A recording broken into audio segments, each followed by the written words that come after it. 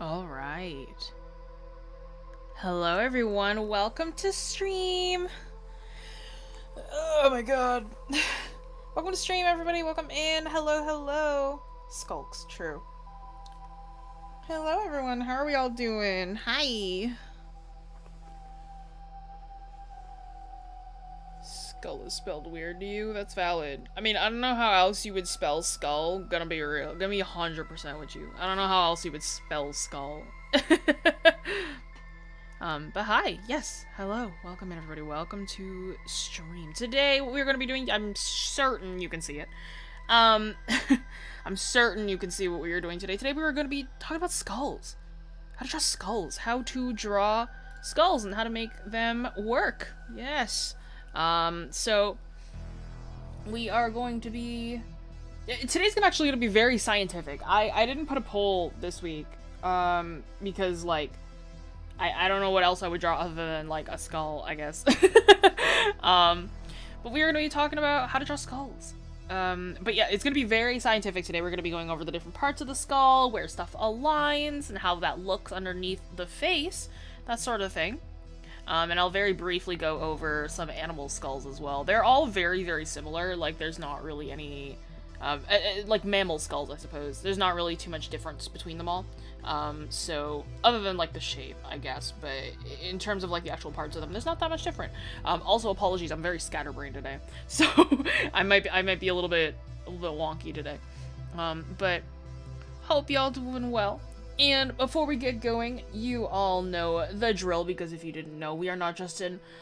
if you didn't know, our growing community is filled with tons of art nerds, and we art nerds have to stick together. So if you're an art nerd too, be sure to check out the links to our social media in the description below, and check out our website for our class offerings, where you can get critique, guidance, and encouragement from our instructors. Because we're not just a YouTube channel, we are an art school too. So if you'd like to support us so we can keep making free content, consider supporting us by becoming a YouTube member for exclusive channel perks like emotes and sub badges, or supporting us on Patreon for as little as, I think it's $5 per month now, where you can get access to tons of perks like my working files, critique sessions, class recordings, and a huge discount on our classes that have a limited amount of spots, so be sure to check those out before they are gone. Yes, yes, yes. All right, not too bad so far, because I am still kind of scatterbrained. But we're gonna do the submissions. We do have art submissions. I like totally forgot to load in the new ones, so let me do that right now, because I just completely forgot. And I grabbed them last minute, so let me just do that really quickly, because we do have submissions. We got 5 this week. Yes. All right, beautiful. I didn't get to put the captions for the names, but I do know who drew what. So my apologies. But you'll have to just listen to me really well. But yes, this week, again, it is, spooky month, so the submissions will be a little bit spookier. So we gonna get some spooky artwork.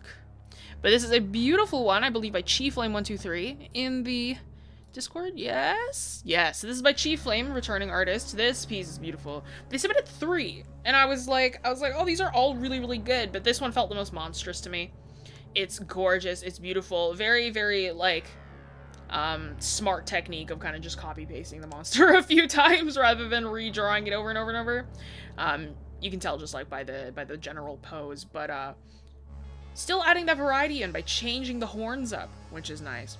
But this is a beautiful, beautiful piece. Very nice texturing, great work on this one. Beautiful rendering. The next one is by Eldago64. I like this one a lot. Another traditional piece. I really love, like, hags and traveling merchants and grave diggers, that kind of, like, hunched over character trope. This looks really, really good. I'm realizing the music is really, really quiet. I'm probably going to turn that up just a little bit more. Does that sound a little better? Because I kind of just noticed that it was really, really quiet. That sound a little better? But yes, so this piece is really, really beautiful. Yep, okay, thank you. I love this. I really like graphite. It's my favorite traditional material. But this is beautiful. Beautiful work. Thank you so much for submitting, Eldago64. This next one is by Rain in the Discord, or Rain Draws. Thank you for putting your name there so I don't have to didn't have to pull out the text tool, but this is a very fun, like, skull doggy. I have a very big, like, bias towards, like, anything that has, like, a skull or partial bones. So this one is very, very beautiful.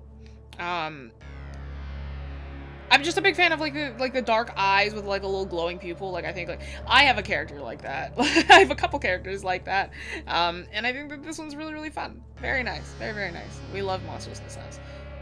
Next one is by Reimagined Skies. Like, a proper monster design concept. I love the biological aspect of having parts of the body be bioluminescent. And, like, it being, like, generally scary. It's, like, to, you know, in nature, that's to ward off predators. So, if you think about it, if that's to ward off predator, what is a predator to this thing? Which I think is a fun thing to think about. But I do like that when it opens, like, it's, like, funky petal mane starts glowing, and there's, like, rows of sharp teeth, and it's got, like, funky, like glowing membrane on its back. That's really cool. That's really, really neat. I love that. Beautiful, beautiful stuff. And this last one is by Witchy in the Discord. Great palette, great color palette. I love cyan and red. It's my favorite. It's my favorite RGB complementary palette. It like they just complement each other so well, and it's just such a good color palette. Again, I'm a sucker for skull faces. But this is a beautiful one. Very, very nice. I love the use, like, because you could have just kept this all red, and, like, that would have been fine. It would have been nice as, like, an analogous palette. But I think it's good that you added that teal in, because it breaks up the color. Because, like, monochromatic. Like, a monochromatic scheme is nice, but you need to break it up a bit, I think. And, like, by adding that teal in there, it's a really good choice. Really, really well done. But alright. Thank you all so much for submitting. There were 6 this week. So we have 6 different submissions this time around. So thank you to everybody who submitted their art. For those of you who didn't get in this week, that's totally fine. You can try again for another week. What is next week? What's the date next week? Next week will be the final week of Monster Month, and then we'll be having and then we'll be switching up our themes. So next week is our final week to submit for monsters, and then you can try for something else later down the line. But alright. Alrighty there. It's time to get into the actual lesson-y portion. Thank you once again to everybody who submitted. Everyone here knows that the franchise called Monkey Island's character called Murray the Skull. Jokes. I feel like skull characters are just a very timeless kind of character that a lot of people have. Up to Strim. Yeah, I've gotten back into Animal Crossing, unfortunately. Because my partner got back into it, and I was like, I'm like, now, well, I want to play it now. Alright. So the lecture portion is going to be a little different this time. We're going to be doing very, very heavily diagrams this time around, because we're going to be talking about the anatomy of a skull. Yo, Animal Crossing Pog, there's the man I was just talking about. Hi, Crow. How you doing? Alright. My voice is amazing. Thank you. It's my scatterbrain everything. Alright. So, skulls. Wow, even my handwriting is funky today. I'm gonna keep it. Why not? Let's roll with it. Oh, you were on stream the other day. You were on his stream the other day. Thank you. Okay.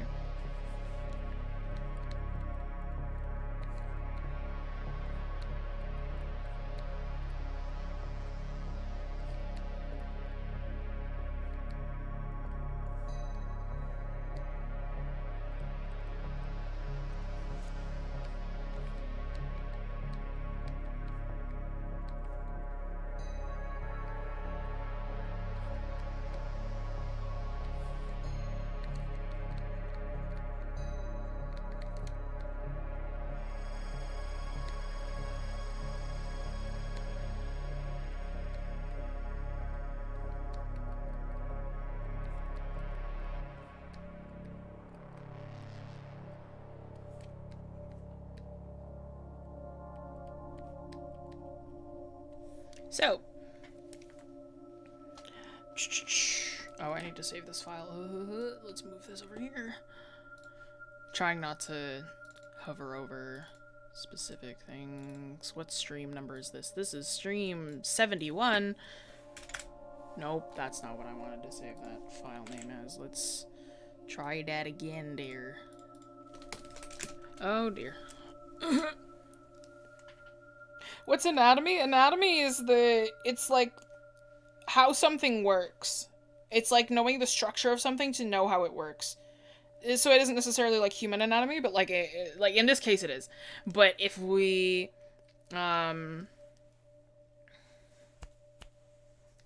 what's it called? It isn't, yes, it's not necessarily the body. So you could say like the anatomy of a computer. And you would know like, oh, it has like the motherboard and it's got RAM and it's got like that kind of thing, right? So it's got anatomy is just how something works. It's the function of something and how to explain that. So in this case, we're talking about human anatomy. In this case, we're talking about biological anatomy, but anatomy can be anything, really.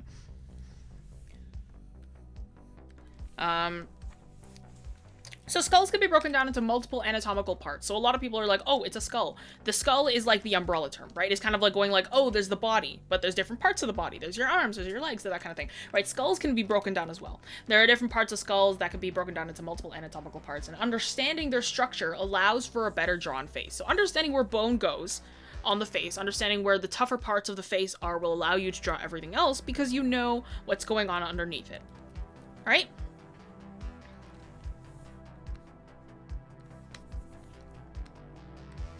I learned the zygomatic reticulum, and that's the only bone I can name. The zygomatic, nice. The zygomatic bone, that's the one that's underneath the eyes. But alright. Parts of it mold together as you age, correct? Yes! So technically, when you are young, these certain parts of your bones, there's a reason why they say, like, don't touch a baby's head too hard, because, like, those bones haven't hardened yet. So really, you always have them, it's just that, like, they slowly... Because a baby's skull starts off a lot longer by comparison to an adult's, which is, like, gets a little bit more squished because there's, like, cartilage in between each part. But alright. What program is my favorite one? Like, in terms of, like, digital art? I'm using it right now. It's Photoshop. Photoshop Fridays, y'all. See, you can, okay, so it's not that you can't touch a baby's head, it's that you should be more gentle with it. Because the skull hasn't finished forming, so it's more dangerous to touch a baby's head. Okay. How quickly can I draw a skull?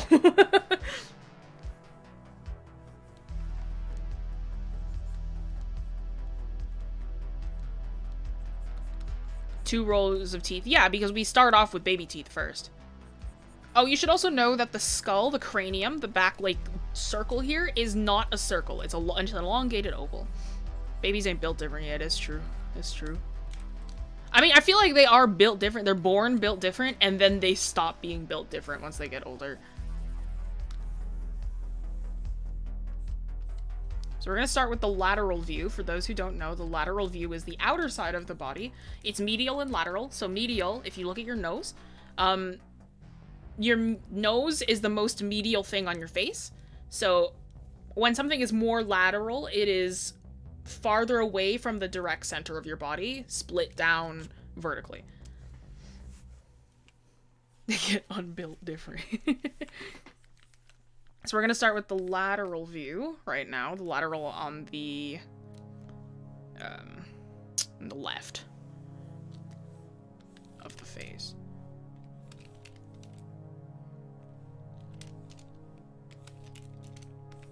I haven't drawn a skull in a few days. Did the music stop? Why is it so quiet? Hang on.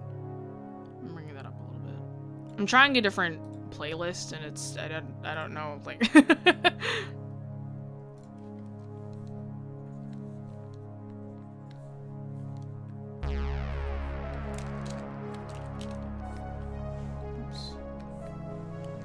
Thank you. I'm trying to pick, like, spooky stuff for this month.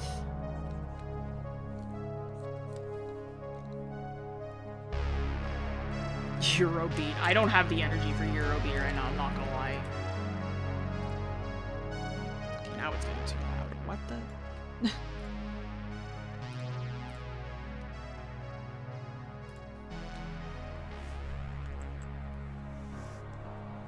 How long has this been going? Not very long. Don't worry about it. You haven't missed too much. I kind of just been sitting here. Skulls are spooky. They are.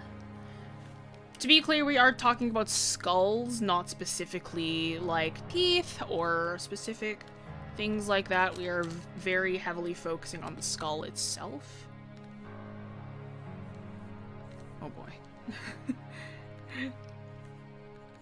The last time I drew a skull was for not long ago, but it was paired with the entire, like the entire structure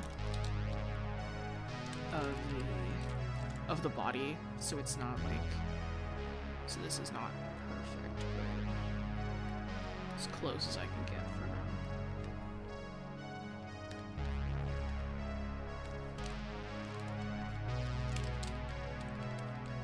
So don't mind me as I try and do this. This actually should be larger.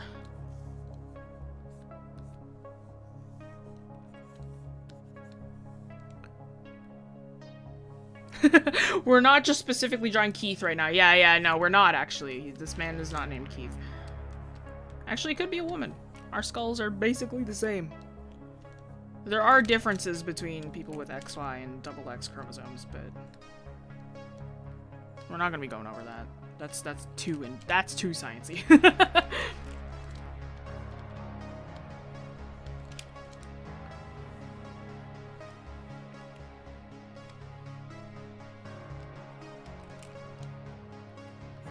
Would I make a tutorial about metal? Maybe. If we get to that at some point. Skull's name is Keith now? Perhaps. Is the ear attached to the skull, or is it like a hole? So this is where the ear canal would start, right here. We're gonna get into that. But the ear itself is made of cartilage, so it's not bone. So it actually is not part of the skull at all. So the ear itself, if you feel your ear, it's like squishy, right? And that's because the ear is not made of bone, it's made of cartilage.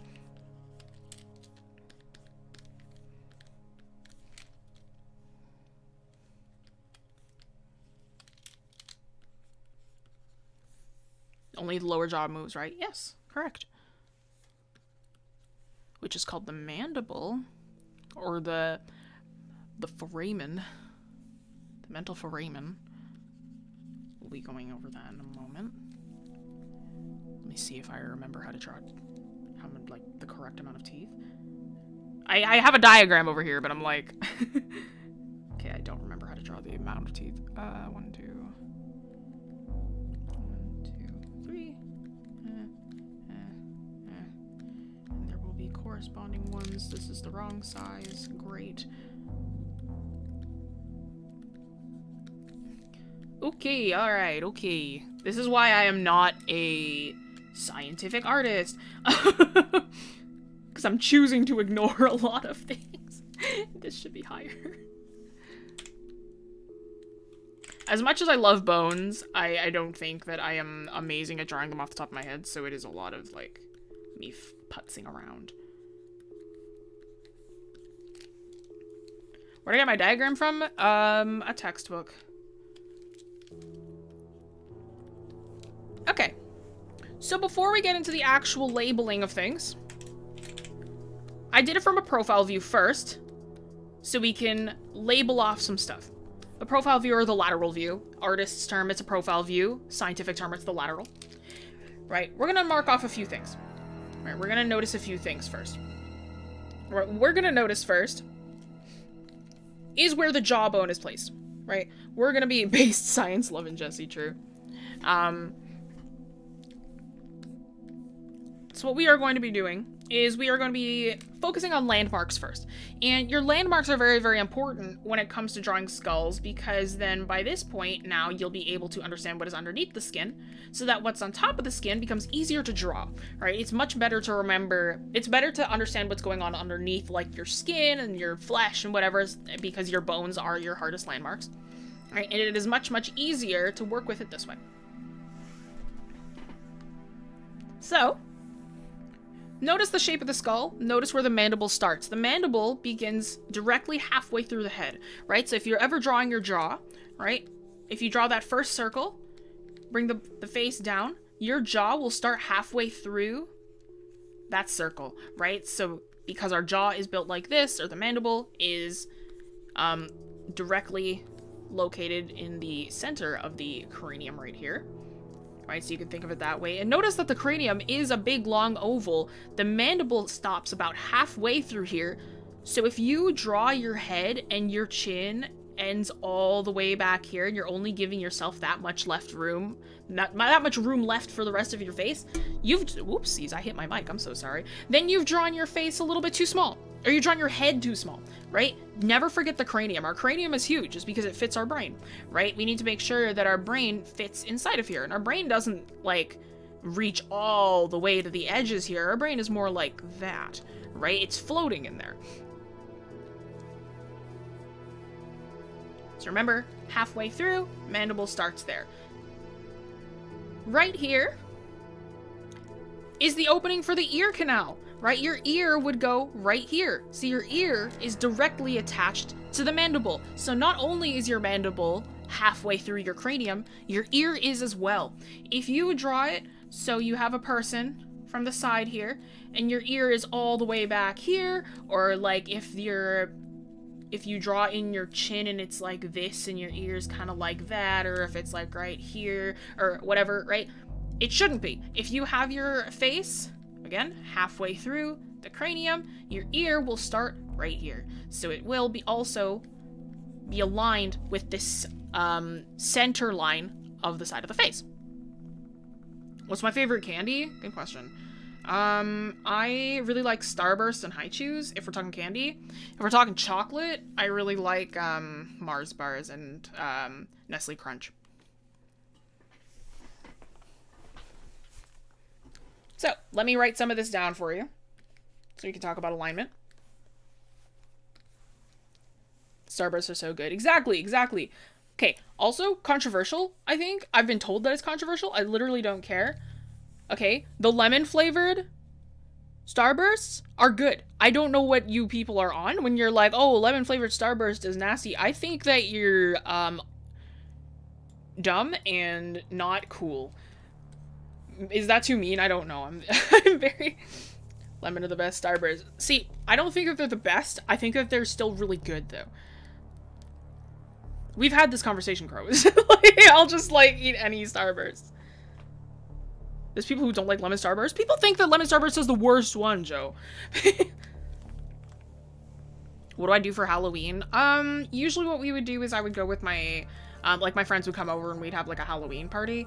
I have an exam on Halloween this year, so it's not happening. But, I might be going, to late dinner with my best friend the next day.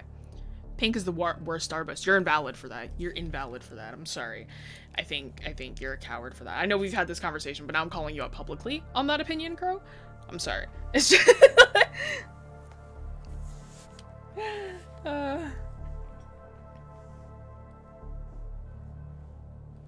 Milk white or dark chocolate? Oh, the worst. You're a coward. Thank you. It's an exam for this, like, anatomical science. So this is me doubly studying and teaching you guys.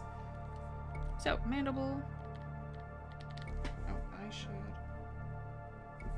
use this color. So let me just write some landmarks.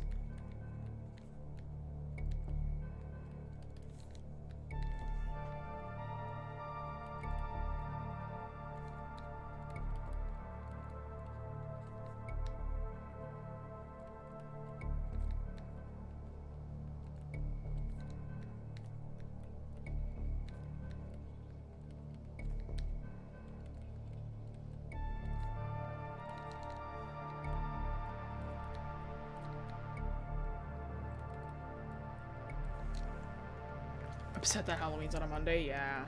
It's okay. I like your streams because I can jump in and actually not be confused because you explain pretty well. Thank you. I try. So landmarks. Landmarks that I have talked about so far is that the mandible is halfway through the cranium and that the ear canal aligns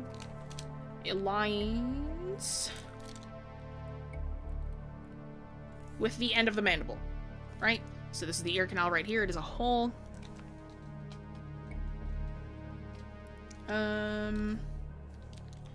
Notice as well, the jawline is on a slant. The mandible is slanted.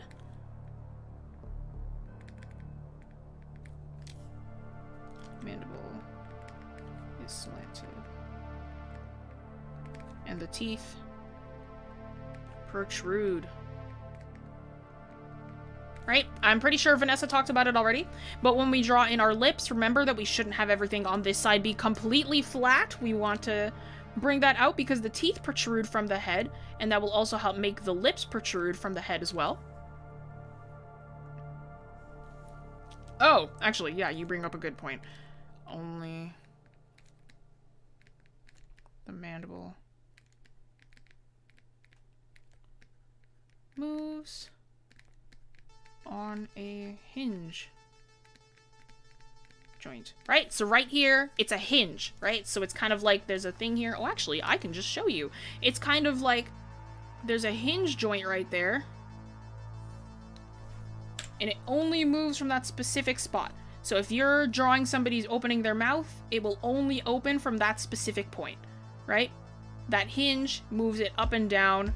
The top of the head will not move the same way the lower mandible will, or the mandible will move, right? I guess this is the lower mandible. But notice as well that the angle of the mandible goes backwards, right? It will open up much wider, so you need that squash and stretch within your face to make sure that it looks proper.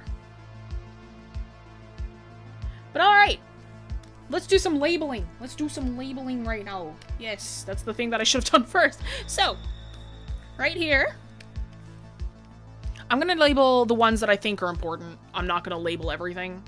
Okay, so, see, this might be a little bit easier with the frontal one, but I'm gonna start with the lateral side first. Okay. Drawing tablet arrived, can't open it till Christmas though, F.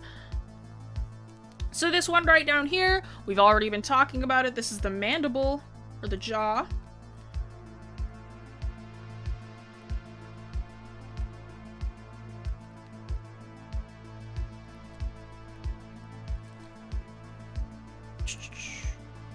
Sorry, 1 second.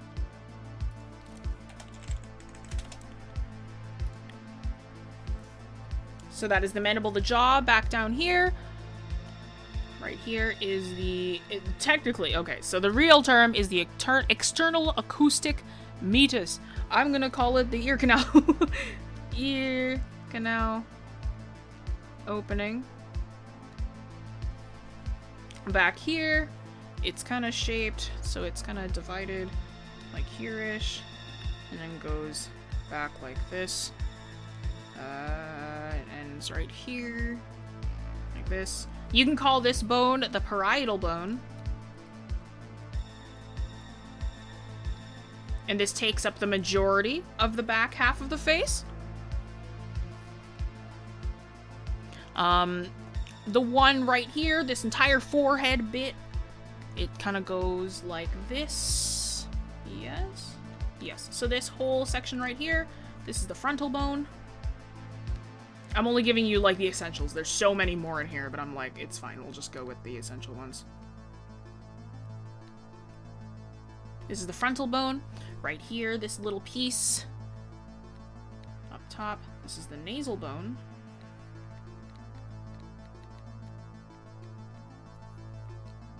And this right here, this little piece, is the... It ends like this. And like this. This is the zygomatic bone. So these are the important ones. You don't really need to know much else. These are like the important ones for now. So I'm going to draw the frontal view of the skull, so then we can get more landmarks. This time I'm going to use my trusty little mirror tool so that I don't have to spend forever on it. But I'm gonna draw the front side so you can get more landmarks for this as well. A lot of ice cream flavors I've never heard of. My favorite ice cream flavor is birthday cake. I like birthday cake. I like pumpkin pie ice cream.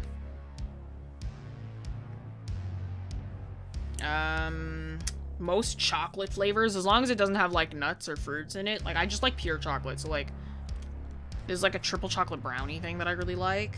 Yeah, birthday cake ice cream is good.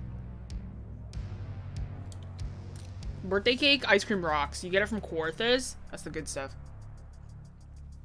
Since when did that exist? Since I was, like, 11. Probably before then. Pumpkin pie and anything is so good. I'm so basic. No, that's valid. You're so valid for liking listen, I get every single time that I go to class, I get an iced pumpkin spice latte with an extra pump of pumpkin spice venti. And then, like, I get, like, a... I either get a cheese Danish or a spinach and feta wrap. Like, it's... I'm basic and I own it.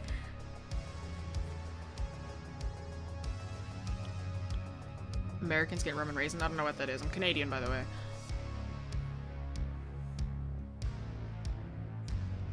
The Nutella ice cream. I want that one. That's true. That's valid. Chai and matcha. I'm not a big fan of chai. I love matcha. Matcha latte from Chat Time is my everything.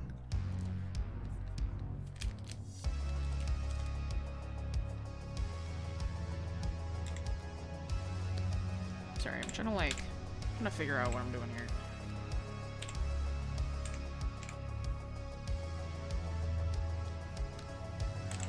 I haven't drawn a skull directly from the front in a very long time. Okay. We got the nose here. And I'm also trying to be fast. I don't want to spend forever. Because I need to get the zygomatic in there as well.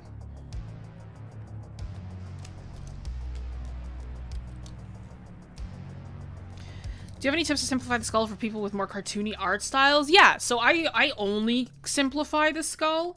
I'm gonna be talking about what is necessary for a skull to read as a skull. Like, I gave you the necessary bones right here, but when you actually draw in a skull, there are parts that you need that are, like, necessary for the skull to look, like, proper. Like, there's a lot of bones that you can kind of just whoop, but there are a lot of bones that are, like, necessary for a skull to feel appropriate. So we're gonna be going over that. How many teeth should I draw in front? 1, 2, 3, 4. Let's see. Okay, so 6 on either side. So that's like 1. And where's the canine? It's the 6th one. So it's like that-ish.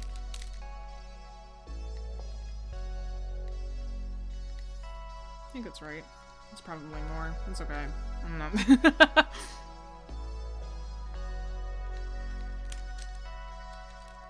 Confused about the head for how they work with anime characters. They work like everybody else's heads.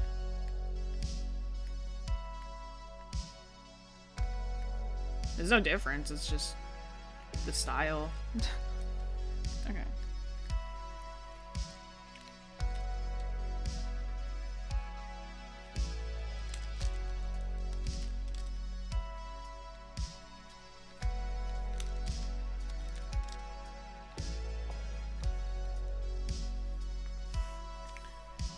Each teeth on each chord, am I right? Maybe. I don't know, I haven't checked. That's the one thing I didn't research before this was teeth. You'd think I would, you know, you'd think I'd already know that. And yet I don't, so, because I love drawing teeth, but I always just, because I do a lot of, like, horror fantasy teeth, I don't actually so, like,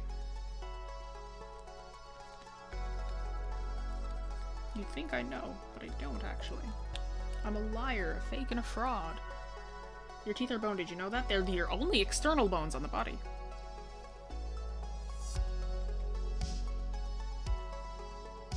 It's actually too small. I'm sorry if you can hear the airplane outside. Or the helicopter, I guess. I did something and I can't figure out what it is. Oh, I see. Okay, hang on. Yeah. I'm trying to be, like, as exact as I can.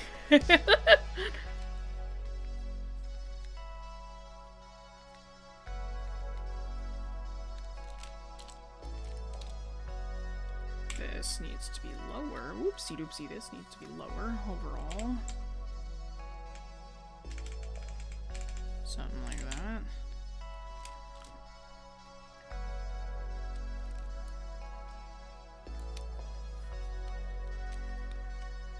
What's my favorite thing to draw and why? Very big fan of drawing teeth. Because teeth are fun.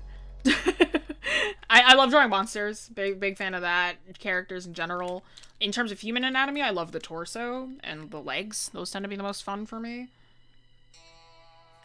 See, I choose things just because they're either fun or satisfying to work with. Like that's my what's it called? My judgment factor is just if it's fun to work with.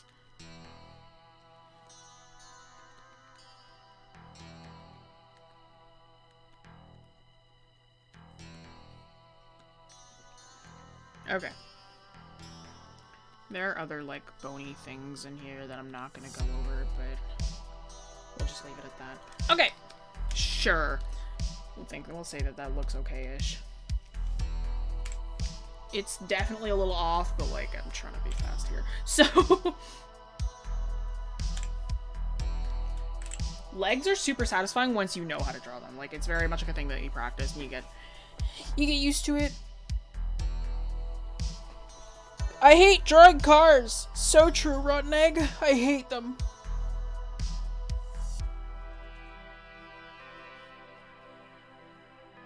Okay. Oh, why is this here? I just realized I added that in there. It's also a little big.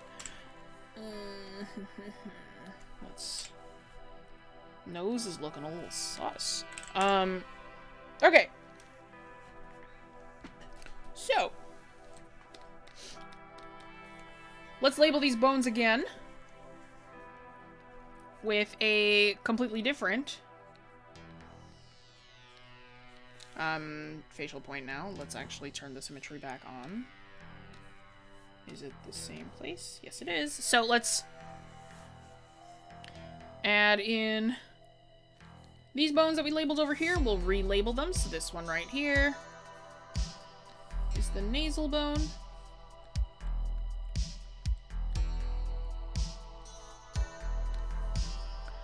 This one, which goes from here to like here. This is the zygomatic. Oh, actually, let's use different colors. Just so then we can differentiate them easier. And let's do this magic. Excuse me.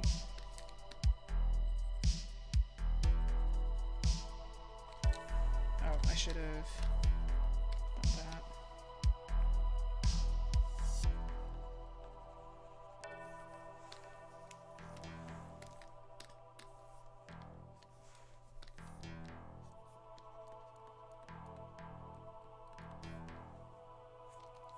Let me bring this one back up as well.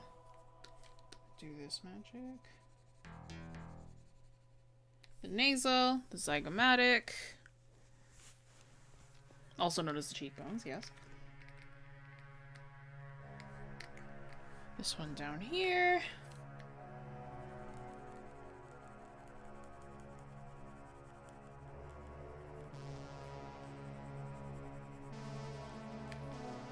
This is the mandible.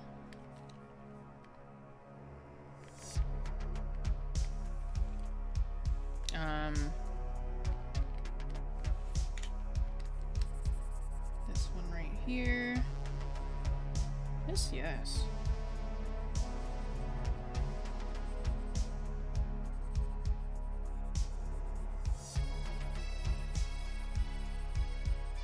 It goes all the way back to the head, so it doesn't actually stop right here. So that's why we have the lateral view as well, so you can see that. This is the frontal.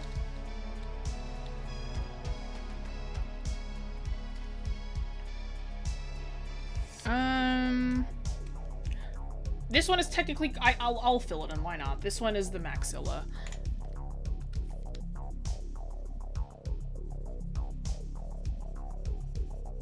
You don't really need the maxilla though, you can just call it like the upper jaw, I suppose.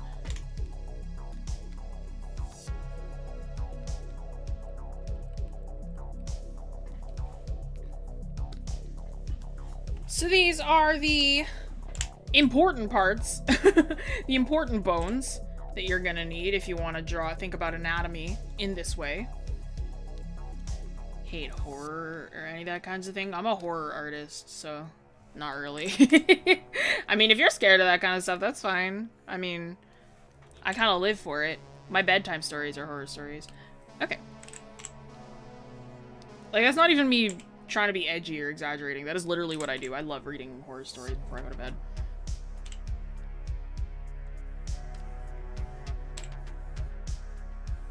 Crow, who was in here earlier, I don't know if he's still in here. I'm trying to get him into more horror.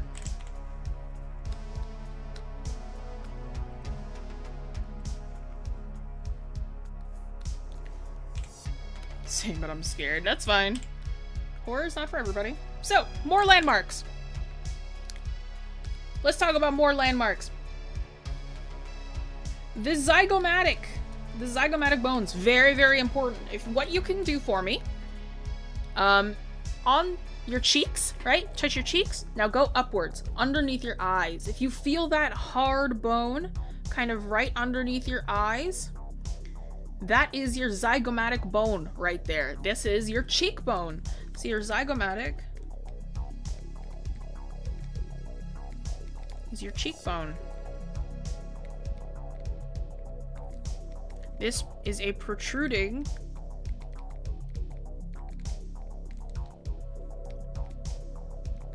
plane of the face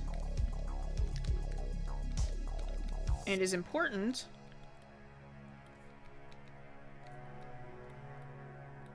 for lighting.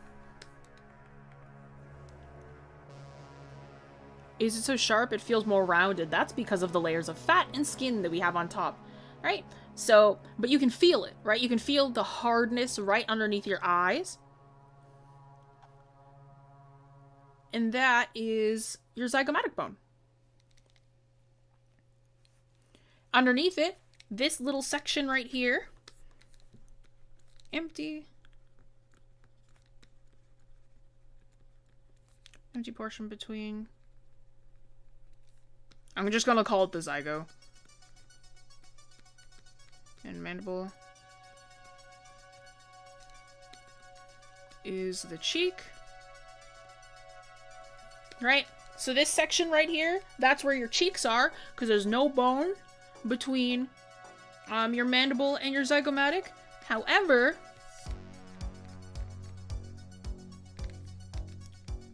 teeth get in the way.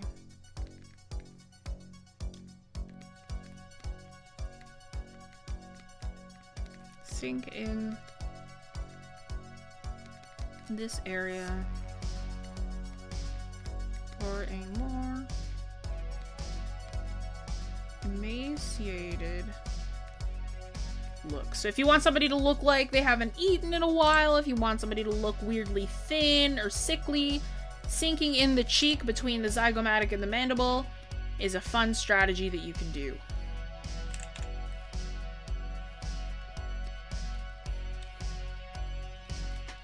Frontal bone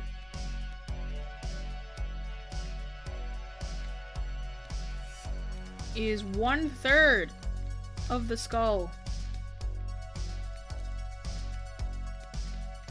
Don't shrink it. Notice right here, the frontal bone is 1, 2, 3. It is 1/3 of the entire skull. If you draw your eyes, if you have like your person, notice that the eyes are directly in the center as well. If you have like your eyes all the way up here and there's just like this tiny little bit of forehead left, you haven't left yourself enough room. Your forehead's a lot bigger than you think. Loomis head gang, Loomis head gang. So Moss react before transforming. I didn't think I'd see a Grayson reference in my chat.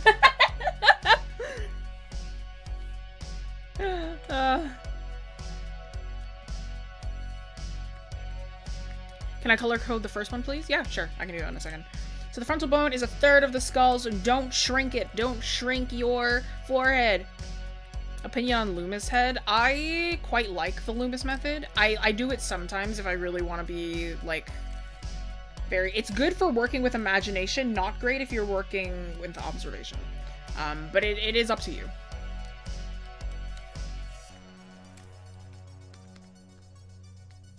They're just insulting us about our big foreheads. No, big foreheads are beautiful.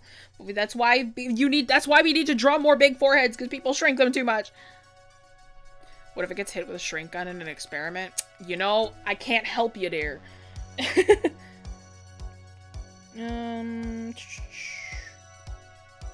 What else can I say?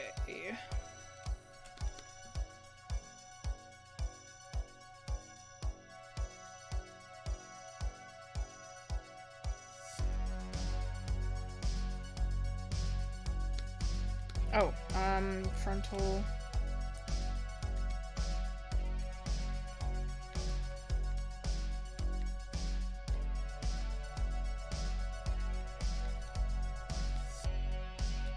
Frontal bone protrudes, so it's like a hood over the eyes. Do teeth have a fancy name? No, they're teeth. Oops, sorry. But yes, so the frontal bone right here, your brow bone is what they call it, but it is technically just a piece of the frontal bone. It does protrude, right? It comes out like this.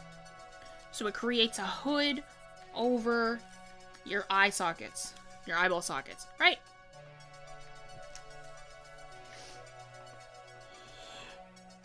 If any of you have questions, I'll try and read them as best as I can. But I can't read absolutely everything in chat, of course. So just ask them, and if I do see them, then I will answer. Unless you're drawing Neanderthals, I suppose, yeah. Alright, so let me just... Somebody wanted me to color code this, so let me do that really quickly. I'll just use the same colors that I did over here, so like we can see them still. The frontal bone is like right here. And this is the nasal. And the zygomatic. I didn't color code the parietal last time. But let me do that. The ear canal, you can just set that as like a... Sure. And then we can use... this for the parietal, sure. The parietal is the back of the head. That's your cranium, the back of your cranium. Don't shrink the parietal either. Oh, let's put in the maxilla, even though I didn't mark it down on this side. Okay. And there we go. There is your skull.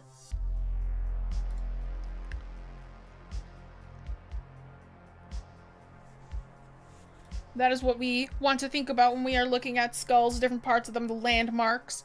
Right, the mandible halfway through the cranium. The ear canal aligns with the end of the mandible, right here. So the ear is also halfway through the head. The mandible is slanted, teeth protrude, only the mandible moves on a hinge joint. The zygomatic bone is your cheekbone, so it protrudes. It's a protruding plane of the face and important for lighting. You have an empty portion between your zygomatus and your mandible, and that is where your cheek is. However, the teeth get in the way, so sink this area in for a more emaciated look. The frontal bone is a third of the skull, so don't shrink it, and your frontal bone protrudes like a hood over the eyes. Right? We want to know this. The parietal bone is literally the head wall. I suppose. You could say it's almost like Iron Man's helmet. Kind of like how that fits on. What would it look like with the mouth is open? How would you draw that? Ah, you weren't here for when I did that demo. So, let me grab that then. So let me just copy this skull over. I'll very quickly do that again. I should have just kept on doing this on, oops.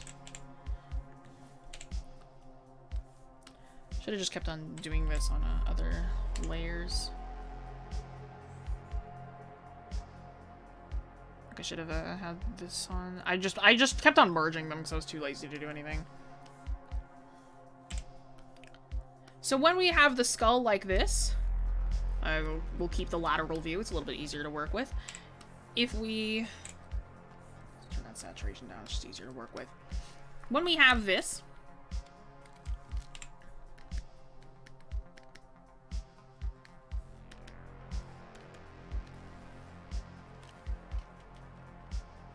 Oh, do you mean from the front, Leslie? Learning so much info, my brain expands my skull. It's becoming anatomically inaccurate.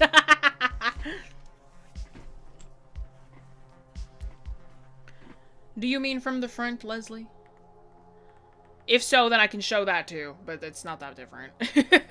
Yes? Alright, let me show that too.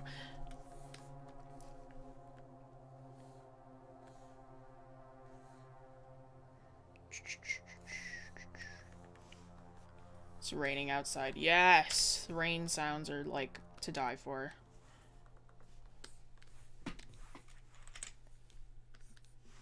Oops.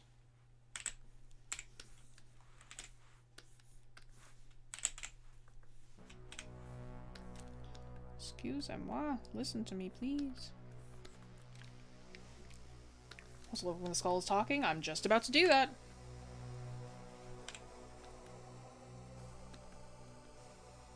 And then I'll go over animal skulls, like, slightly. So, when we have the skull with its little mouth open...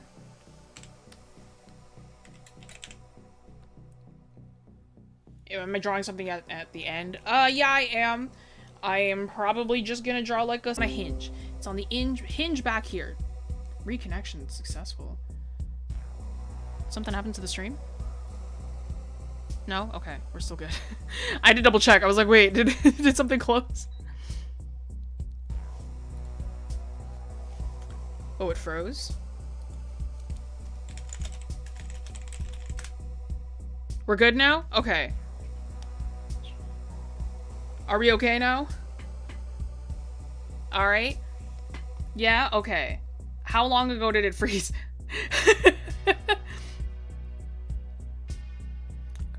We were going to draw. Oh, my bad. Okay, okay. Let me repeat that then. I think what I'm gonna do is I'm just gonna draw like a character who just has a froze it for a second. Okay. My bad. I'm so sorry. No, it's me. It was on my end. I got a little notif in the corner of my PC, and it was like, hey, your stream just reconnected. And I was like, what do you mean just reconnected? Alright, we're good, we're good. No. We're good. Okay, so, we can all hear me. We're all good, we can still hear me. Double checking. Yeah? Okay, fantastic. Let me keep going then. So, the mandible, right, I talked about how it was on a hinge. So it's, you know, if it opens up, then it'll open up like this. Right? So if we have our mandible open, if we were to draw somebody over that, let me just, I'm going to do it on the front-facing one afterwards as well. But let's say if I was to draw a person's face over that, right? By comparison to, oh, I should have done this twice. Hang on. There's a better way to show this. So,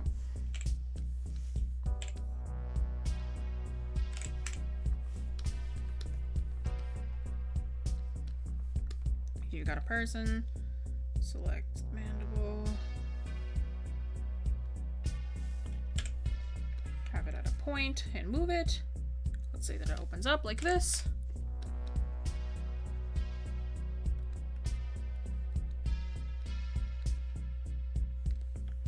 Right, this person's teeth are not perfect, but it's okay. Nobody's teeth are really perfect. Flabbergasted. Yo, he's flabbergasted, bro. Live skull reaction.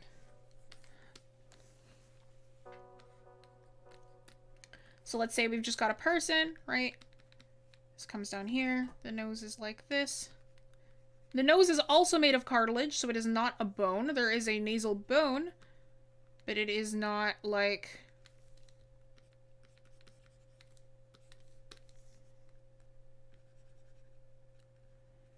It's not actually made of bone. So let's say that we've got this kind of deal going on right now.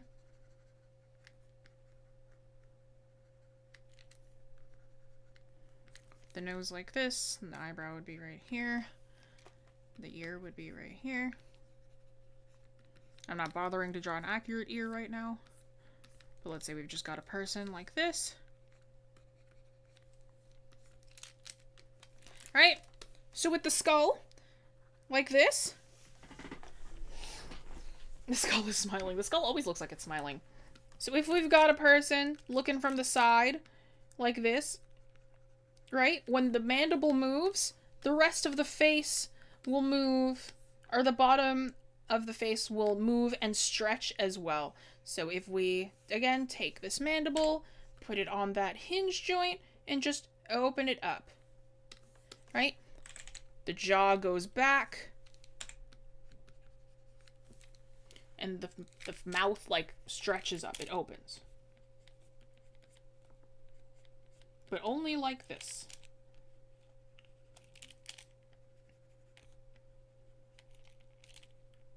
So you see a bit of the teeth like that.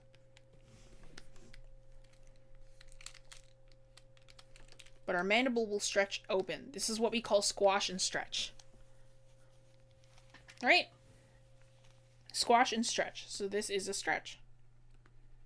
So don't forget that the jaw extends when we open up our mouths, right? It doesn't say the same width, right? If this is the length when it is opened, right? It's a lot longer than when it's closed. So we want to make sure... Oops. We want to make sure that we are opening that jaw nice and wide. So... What happened to the... Yeah. Why did you stop? I guess this is what happens when I'm not, like, just watching a single video. So same deal here. If we've got, like, this person facing forwards...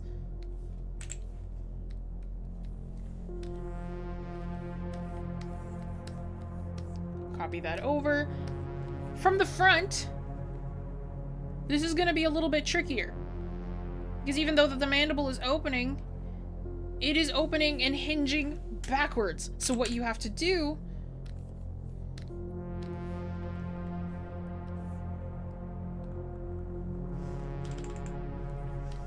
is you have to approximate for that. So your lower jaw will open up so you can see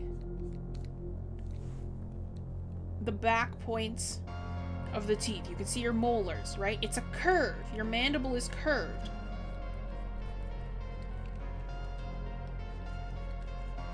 And that will be represented by how many of your teeth you can see. I'm not going to bother counting them.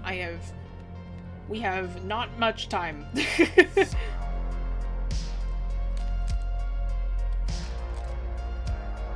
We're just going to pretend that that's okay. But we just want the approximate shape.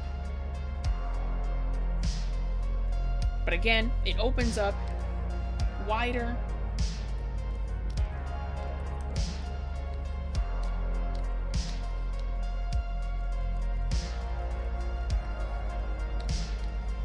It opens up wider, and we can see the tops of the teeth.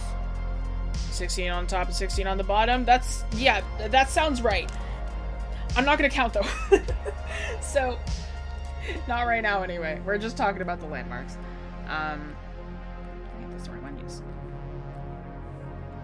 Right, so when it opens, right, it's like it's opening.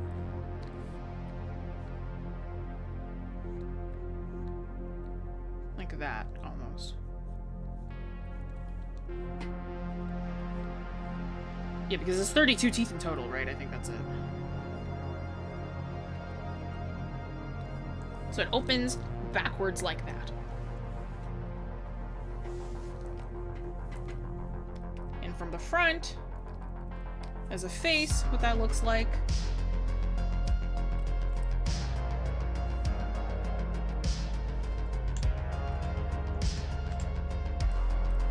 What this looks like as a face from the front. So let's say we've just got this person here, fun little guy.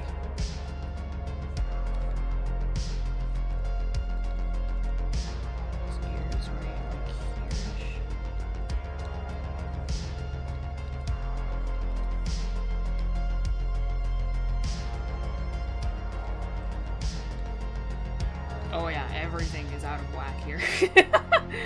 I drew this super incorrectly. It's okay. We're gonna pretend that everything is fine.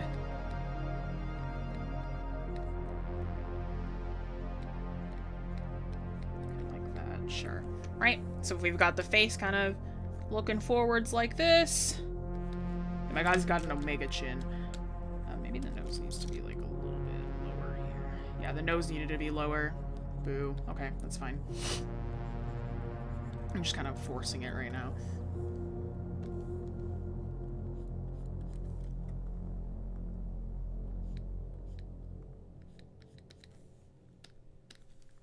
So if we've got this guy here.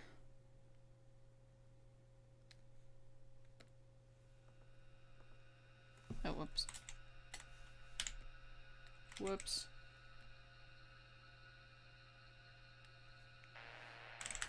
When the mouth opens, the jaw will hinge open.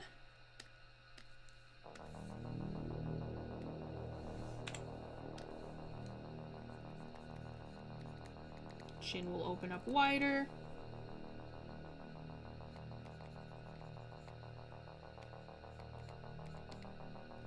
You'll get to see like this.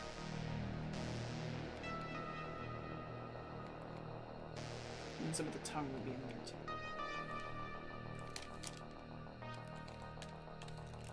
Right, so don't forget your teeth. Your teeth are very, very important.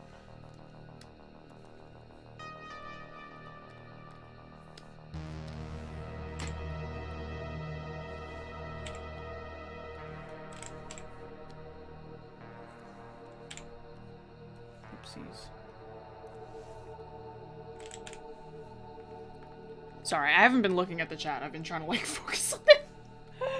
Figuring out how to do this. Okay.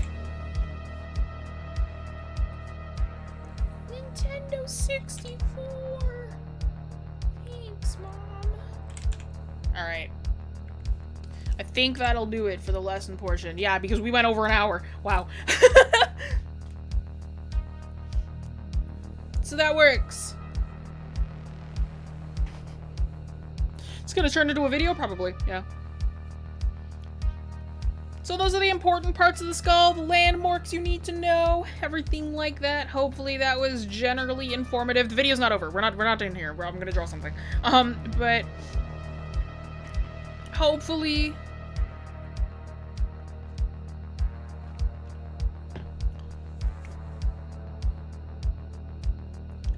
that was helpful, was informative. So now is the drawing portion. What am I gonna do for— oh, actually, sorry, I said I was gonna briefly go over animal bones as well. The thing with, like, animal skulls is, like, they're really not that different either. Like, if you look at— I'm just gonna bring this over here. If you look over at, like, this is not the right window, this is the right window. If you look over at, like this is a dog skull, right? Notice, like, the zygomatic's still there, parietal's right there, frontal is right here, right? It's nasal's right here. It's the exact same mandible, the exact same pieces. It's just they're arranged differently, or they're in a different shape, right? Exact same thing, exact same thing. If you go to a cat skull, same deal, right? Same deal.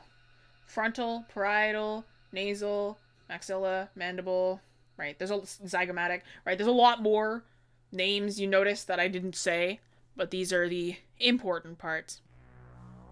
I got a ridge. Yeah, they got a bit of a ridge. The cranial portion is a bit longer, stuff like that, right? But it is generally the same. It's not that different. It's cat skull. Let's do a non-mammalian one. Let's do a crocodile.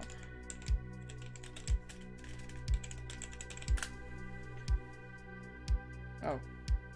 Yep, still same thing, right? Nasal. The frontal is all kind of here. Parietal's back here. Maxilla's here. But they have slightly different ones. There's like the dentiary, the angular, the jugal, right? Jugal. This is called the jugal, not the parietal, right? Or the zygomatic, right? But it is generally approximately the same. It's just, it's a different shape. But all mammals will have the same kind of shape stuff. Deer skull, deer is a mammal. So a deer skull will have the same thing, right? Zygomatic arch, frontal, parietal, mandible, nasal, right? It's all the same. It's just now it's a different shape. The deer skull is actually very fun. I love drawing like deer, and because deer and horses and cows, they all kind of have their brains. Because this section here, the parietal bone, what it does is it covers the brain. That's the function of it. It is meant to cover and protect the brain. That's its main function. So depending on how big the parietal brain is, or the parietal bone is, that's how large the brain is that it's protecting. So their brains are very, very small. They're just in the back here, right? So it is the front, the mandible, and the frontal bones that take up the majority of the length of this skull. Small brain deer. Bird skull, yeah.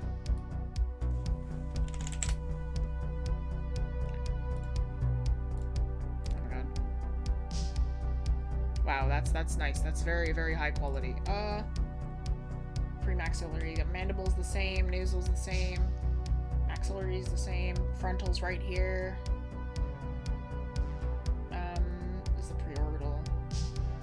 Parietal's right here, right? Zygomatic's right here. So birds are even more similar to us. But they also have a jugal bone by comparison to us who don't have a jugal, I don't think.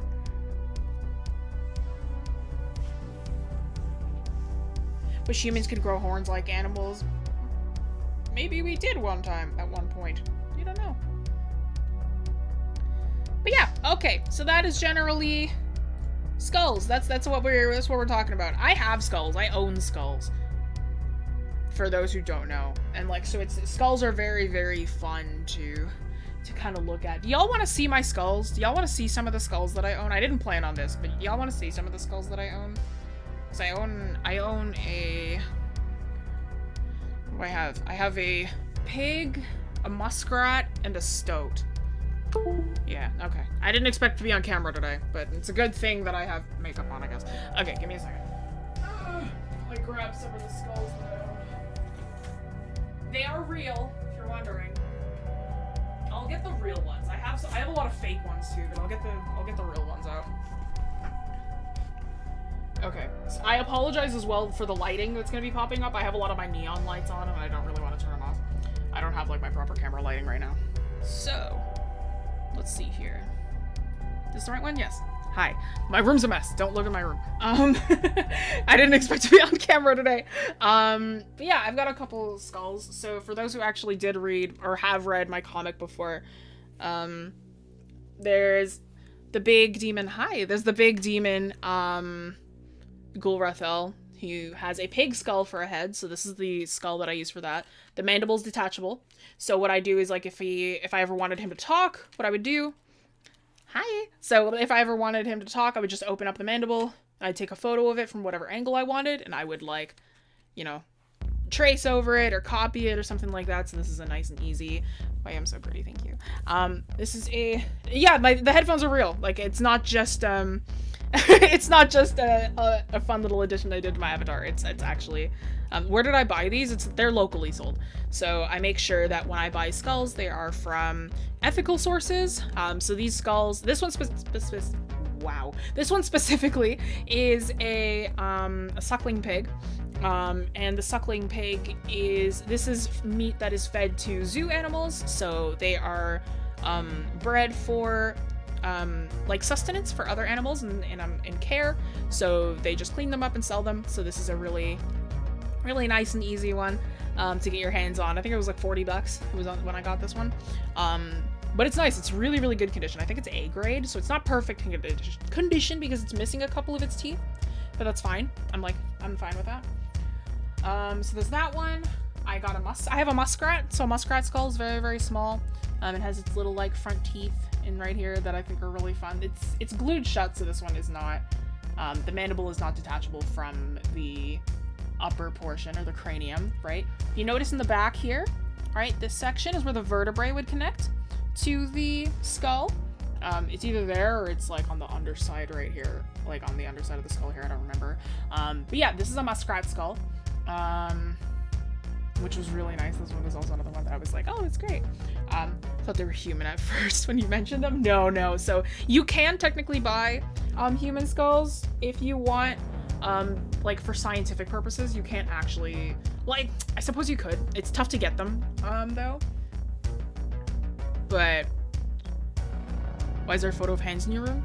Oh, that's not a photo, that's a painting. So this was a school assignment that I just finished. I hate this painting, but there you go. That's what it is. My room is a mess. I didn't clean because I didn't think I was gonna be showing my room today. And then here's a stoat. So there's a very tiny little stoat skull as well.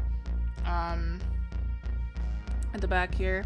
So this one is super, super tiny. Like, you can barely see it. My camera sucks, so you can't really see the little teeth on it that well. But this is a beautiful little skull. I remember I felt like buying a skull one day, and I was like, I'll just get a stoat. I didn't even know what a stoat was until I googled it, and I was like, oh, it's so cute.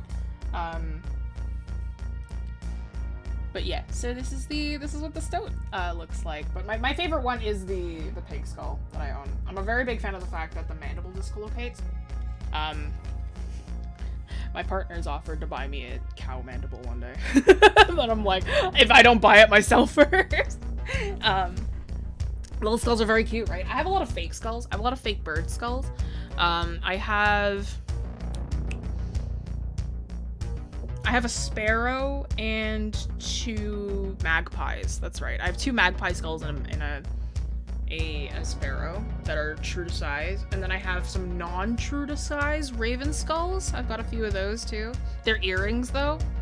But this is my favorite skull. I just love that, like, it's great. I can like take off the upper jaw so you can like see how that looks like underneath. You see the shape of the mandible, right? You can really see how that looks, and you can see where different parts of the bone change and somewhat, right? If you're ever thinking of buying your own skulls, buying your own bones, right? Make sure that you're getting them from ethical sources. Make sure you know where the skulls are coming from. It's very, very important.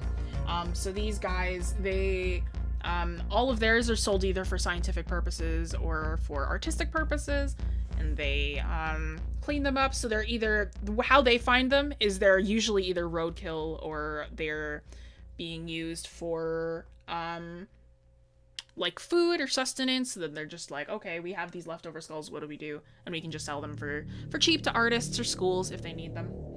So cow skulls are very, very common. Pig skulls are very common. Rodents are very common as well. I've always wanted like a real bird skull, so I'm like tempted to get one at some point. How many? I own 2 magpies and okay, so I have 2 fake magpies, a fake sparrow, 2 fake raven skulls, and then a real suckling pig, a real muskrat, and a real stoat. So those are the real ones that I have. I have 3 real ones, and then everything else is fake. I want more. I want more skulls than I currently have. But alright, there you go. Skull time. I didn't expect to be on camera today, so I'm glad that I went out and I actually have eyeliner on at the very least. Okay, so let me put these skulls back because I don't want to leave them on my desk. Alright. So in total I have like, if you count the fake ones, I have like I have 8. If you don't count the fake ones, then I have 3. I'd love more though. I love bones.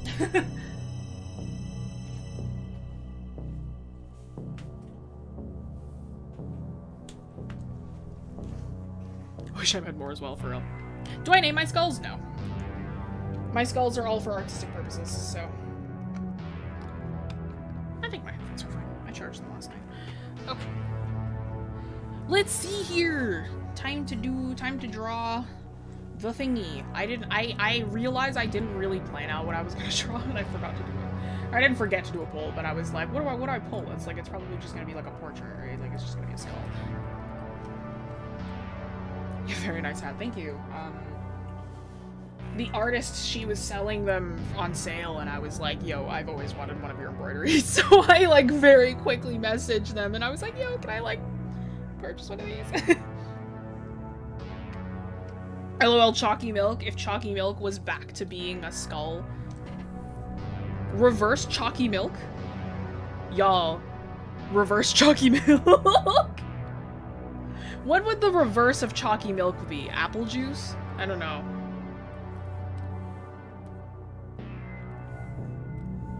Chalky milk. Reverse chalky. Yeah, reverse chalky, so it's like milky chalk. So it's just milk. I literally have an assignment for my figure drawing class where we have to draw skulls. Very strange timing. I had one of those in high school. We had to do a skull. I had to recently draw a skeleton for a school assignment as well. That's how I know all this. let me pull that up. I know I showed it a couple weeks ago, but I can pull it up again. Let's see here. Anatomy. Here, yeah. So we had to draw an anatomically correct skeleton based on a pose. This is the most recent time that I drew the skull, but everything else in here is technically like true to science. It's super scuffed, but like there's some areas where I was just like, I gave up and I was like, you know what? Whatever. We're gonna pretend that this looks okay. But yeah. Okay. See, it's cold in Ontario. We just had a cold snap here, and let's see, just enough to frost the windshield. Valid. Yeah, no, it's nice. It's nice and chilly here. Okay, reverse chalky milk would be terrifying. Yeah, reverse chalky milk would be like, it would be like his head is the skull, and then the body has skin on it. The body, quote unquote.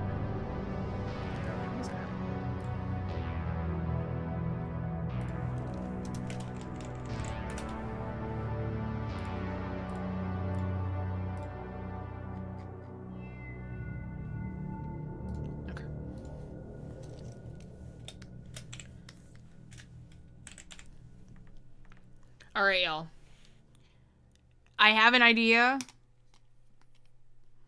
Should it be a human skull or an animal skull, though? I wanted to do, like, one of those, like, old Victorian portraits.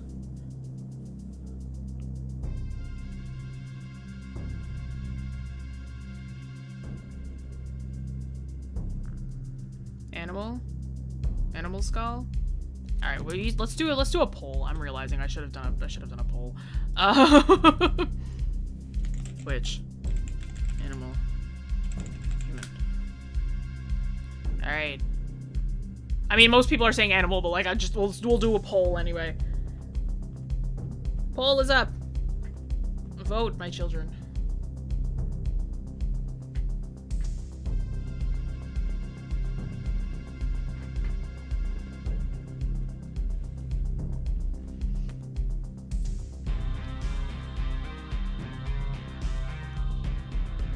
No spamming.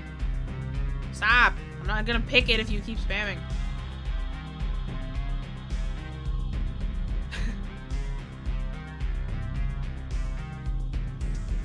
Why does the voting feel so intense? It's this music.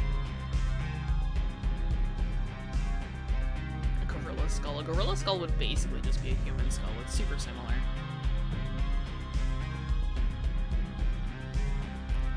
We'll end it there because it's basically overwhelming for animal. All right, most people are saying animal.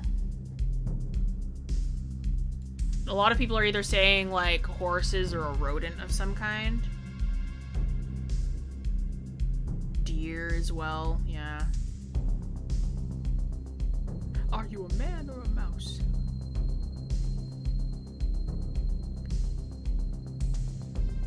Fox. A skull with horns. A bird.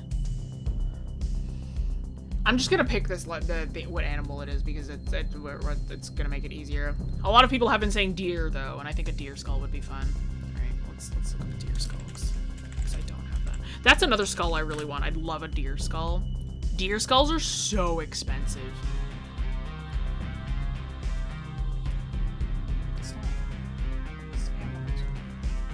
Deer skulls are super, super expensive.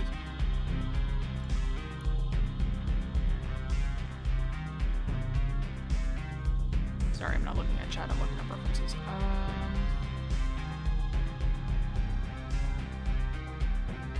See, I should look up a 3D model of a deer. That might make my life easier. Deer. 3D model. No, deer skull. That would make my life easier. I don't need to download it. I just need the model so I can rotate it. No, where's the mandible? Why must you fail me so often? A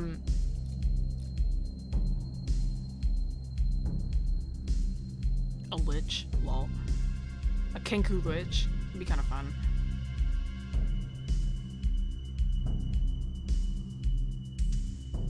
A friend who hunts for food, I can ask him what he does with the bones or skulls. Yeah, a lot of the times the bones or skulls are disposed of.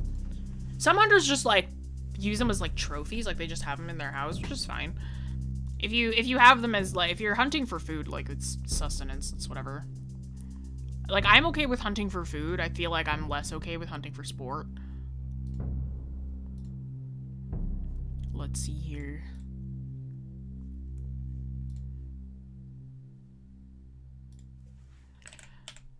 Oh, this image is huge. Okay.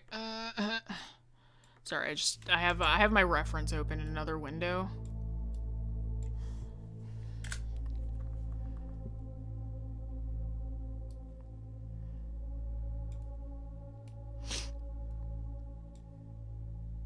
Is there a website with 3D skull models online? Yes. So if you go on to Sketchfab, you can just look up whatever you want. It'll probably be there.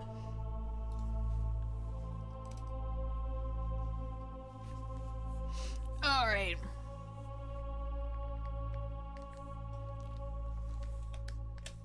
I have a weird want to draw this, so I'm following my intrusive thoughts as I usually do. I feel like drawing a suit, so that's what we're doing right now.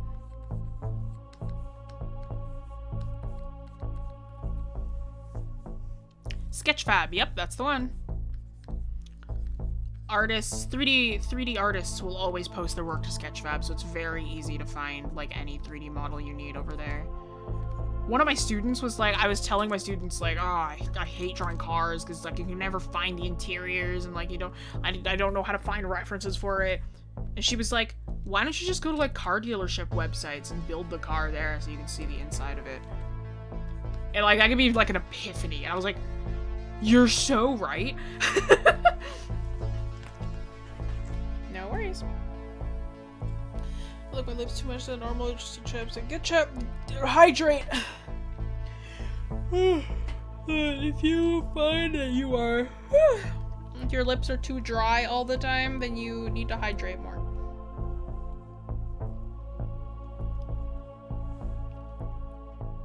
Hydrate and posture check, everybody. So smart, right? Like, the kid was like, yeah, I mean, you can just look at car dealership websites. I was like, bruh.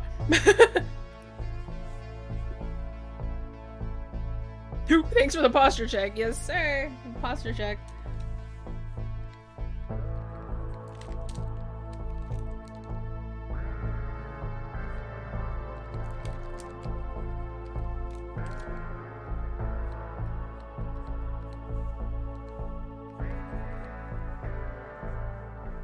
I bet I don't want to get up. Sound like me in the morning.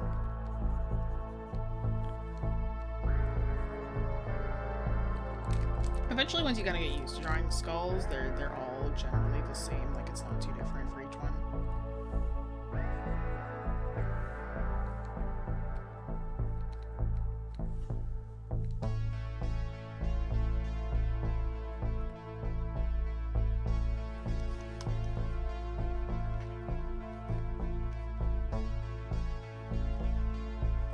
I think I was about to snap my spine in half the way I was sitting. Felt.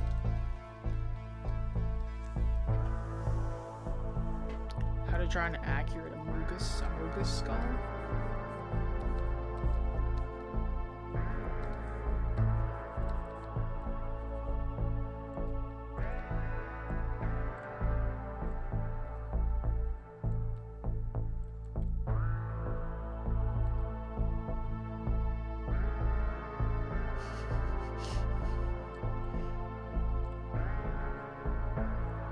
Know that I'm always down for the meme.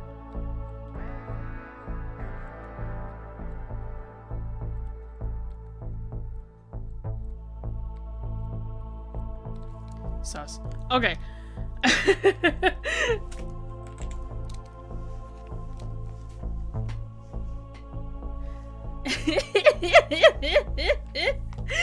love the like the difference of chat between like no and yes. It's so funny.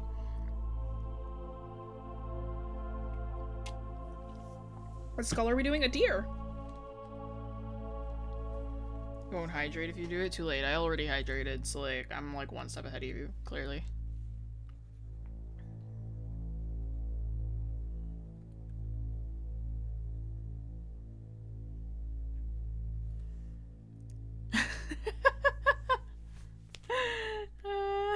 It's so funny.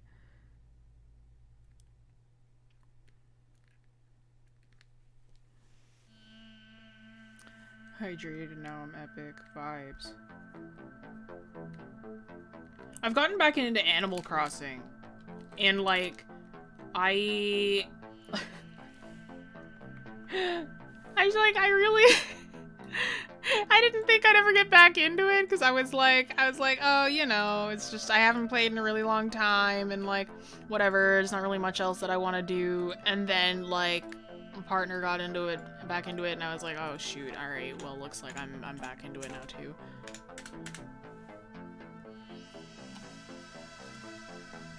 It's like I was on stream with him yesterday.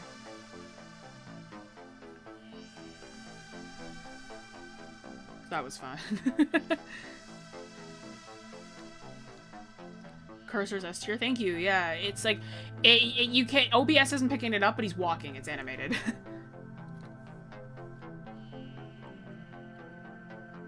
Corby, my son. But yeah, I was on stream with him yesterday. We were playing Animal Crossing for a while. That was a good time.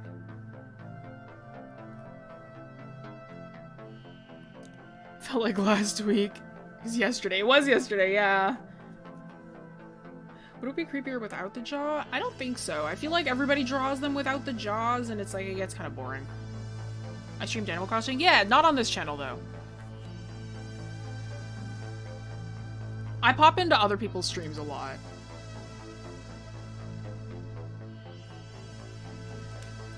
If I ever think that, like, it's okay to share with you guys, the link will usually be in self-promo, if you ever want to find me in other places. Which channel? My partner's channel. On Twitch. It's just a plague mask with the jaw, I think, honestly. Yeah.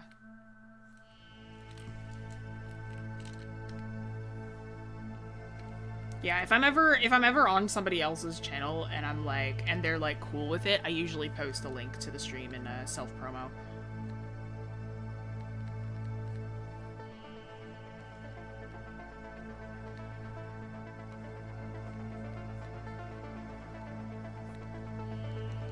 Oh, it's always so satisfying when it all comes together.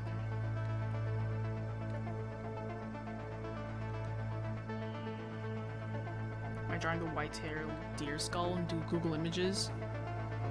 No! you can't. You need to prove.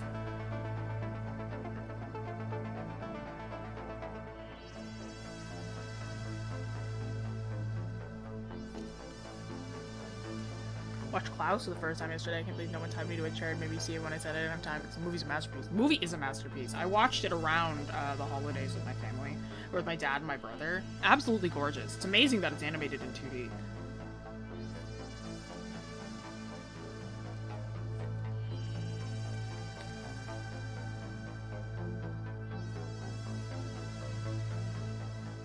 Which one is Klaus? Klaus is the one. It's a Christmas movie. It's about like Santa and his origins. It's 2D animated. Beautiful film. It's like, cause it's 2D, but it doesn't look 2D, and that's what makes it like super crazy. Do I have custom brushes? Yes, I do. The one that I'm using right now is not custom. It is a default brush that comes with Photoshop. It's just that Kyle brushes are superior and amazing. But yes, I use a lot of customs. I was using a bunch of my custom ones while I was drawing the other skulls.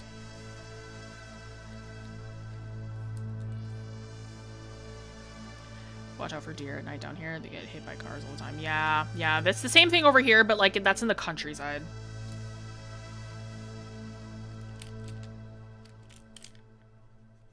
I love antlers. Of all the horns that I own, antlers are not one of them. And I'm like, I feel like that's like sacrilege.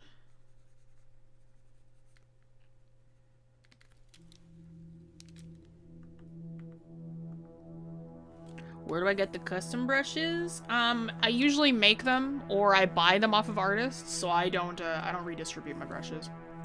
You own horns? Yeah. Like cosplay horns. Like I have a bunch of like Oni horns and like cow horns and goat horns, demon horns. But I don't have antlers. And I feel like that's sacrilege. Rotoscoping is the term for drawing over 3D. It's drawing over a video. That's rotoscoping. Klaus is not rotoscope, though. No. It is 2D animated. Do a stream on how to customize brushes, because I don't know what does what. See, the only reason we haven't done that yet is because it's different for every single program. So if I showed it in Photoshop and then the others showed it in CSP, it wouldn't work for everybody.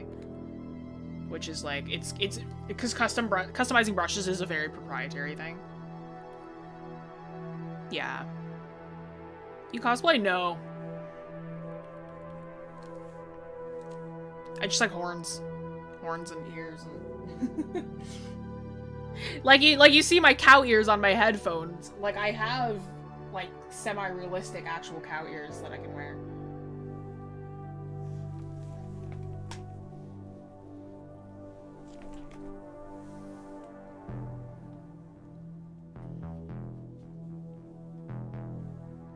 Why not? What do you mean, why not? Made horns for art class. I'm making my persona for Halloween, which is her outdated version of my profile picture. Valid. I'm doing, for Halloween this year, I'm doing the lamb from the Cult of the Lamb. So, like, I have the horns already, and I have, like, I don't have the horns. I should probably make them. But I do have ears that I could use easily. Because I already had a pair of, like, kind of goat-ish ears. Like, that makes my lamb, yeah. So, like, I already have a pair of, like, goat-like ears, so that would make my life easier.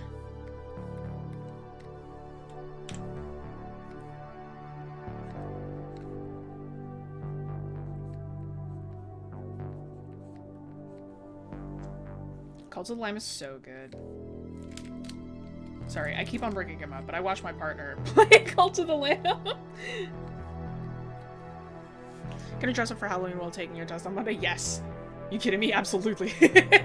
I'm going to school as the lamb. I don't care. I'm in university and I don't care.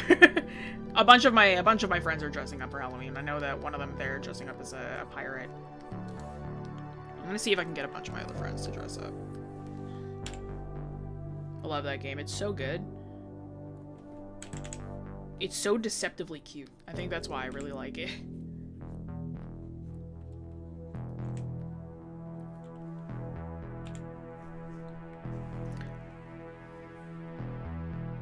You don't know what to be for Halloween?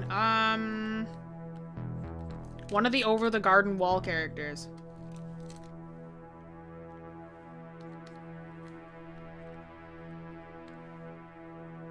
You watch a small playthrough, valid, yeah.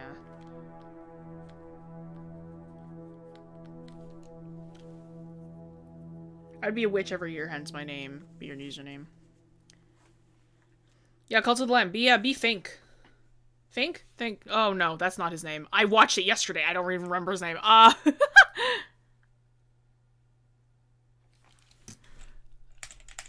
You could be Greg. Wirt. That's his name. Fink. Why did I say Fink? Wirt. You could be Wirt from Over the Garden Wall.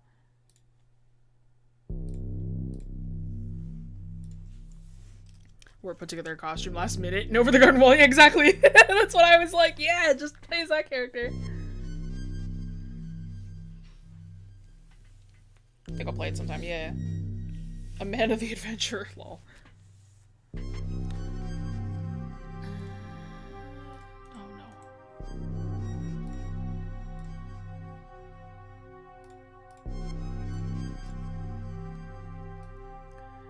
I don't know what to be, but I want to dress up this year. It's my first semester at uni, kind of nervous too. Ah, you'll be fine.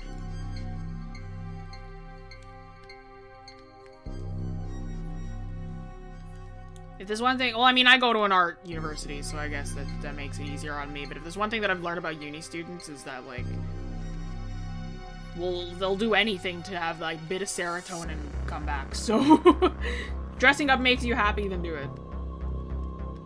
I remember in my first college, it became a thing where we would bring our plushies to class, because it would help the mental health.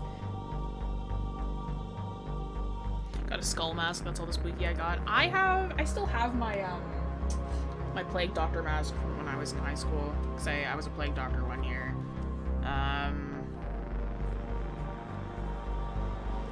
Surprisingly, I don't have a skeleton mask. I have always wanted, like, a deer skull mask, though. Yeah, plushies in class, very good for the mental health. I had, like, I remember when I was there and a third year came up and was like, why do you all have plushies? And we're like, I don't know. We find it fun. And he was like, I recommend you keep doing that. It's good for the mental health. And we did. And it became a thing. Like, every time that we'd go to class, we'd all have our plushies with us.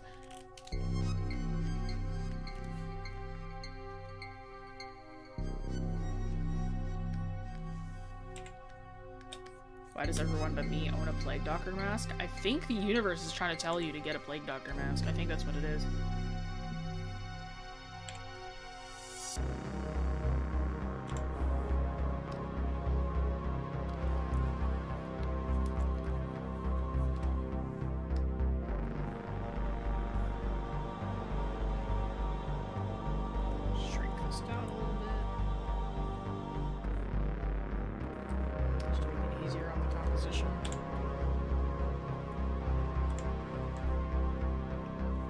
I have a Kirby plushie. I'm bringing it to school every day now. I have 14 Kirby plushies.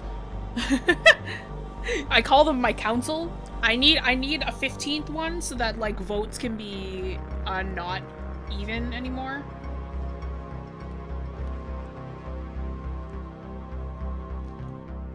If there's one thing that I love more than skulls, it is plushies, and I have many of them.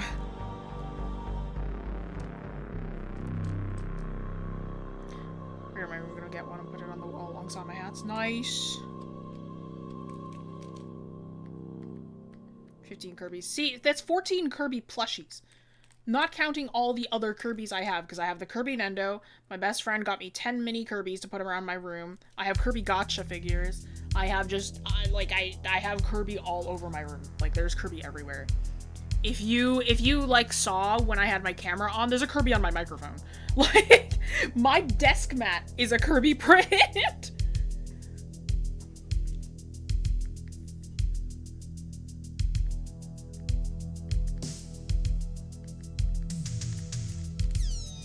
Like 30 corbs. Oh yeah, I've got many corbs. I've got some in my PC. My mouse is corb. I 100%ed the Forgotten Lands and Star Allies. I love Corb very much.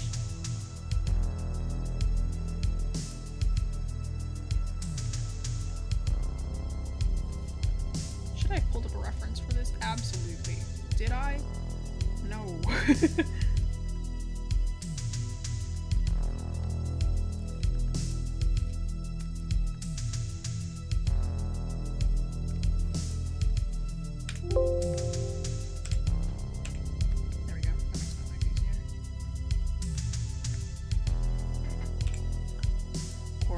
Our Belorb. True. Kirby, my beloved.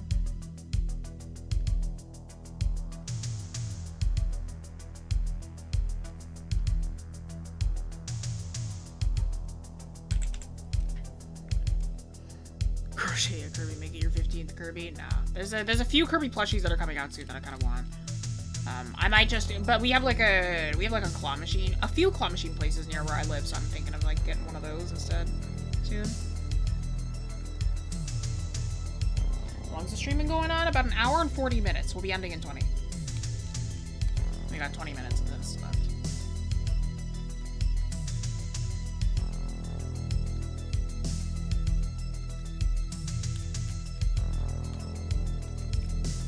What's my biggest Kirby plush? Shoot. I think it's a tie.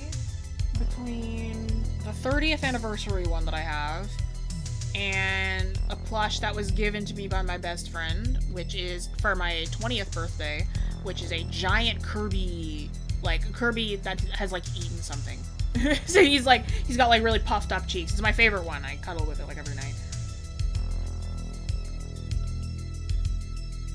Any opinions on making a gas mask have more emotion without ruining the semi-realism feeling? I think you can really, like, if you want it to be an accurate gas mask, you're gonna have to look up the anatomy of the gas mask, see how that works, and then, like, add on, like, extra designs, I suppose, so that it's not, like, doesn't ruin the integrity of the function. I personally have not looked into it enough to give you proper tips for it, but, like, I'd recommend just looking up how a gas mask actually works. This is a tangent. Man. And it's also off kilter. That's great.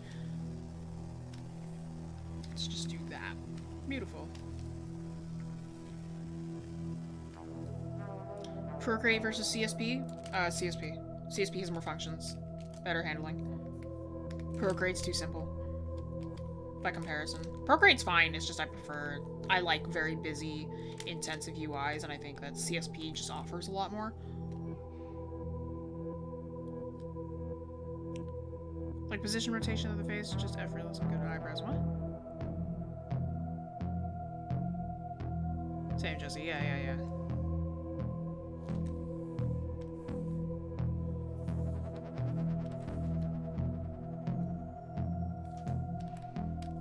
I'm kind of sad that my headphones have been, like, messing up lately. Like, the sound cuts out every once in a while, so I do need a new pair of headphones. So I'm just like, man.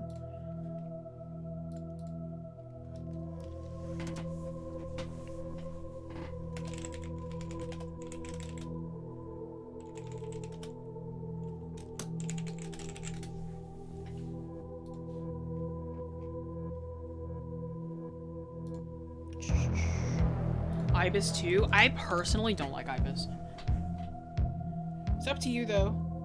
CSP is a subscription, right? It will be soon, but if you have version 1, then you don't have to pay subscription. They're doing it temporarily, I think.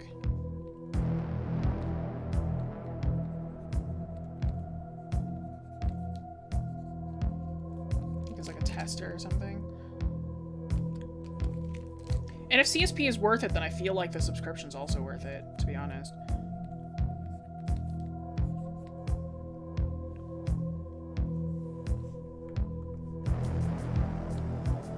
Tried Ibis Paint is too convoluted for me, I prefer Krita. I think, here's the thing, is that Krita is so different from every other program that, like, every other program is gonna feel convoluted or weird compared to Krita if you started with Krita. Because Krita is like shortcuts are different and their like tool functions are different. It's very there's nothing wrong with Krita. Like if you like Krita, that's great, but it is a very, very different program. Never used Krita. I've used it a couple times. I personally didn't really like it. Again, that's just me though. Like if you like Krita, that's totally fine. When you should choose Photoshop over CSP, I didn't notice you were using Photoshop. 80% is UI look like CSPs. Yeah, it's mostly because like I grew up on Photoshop.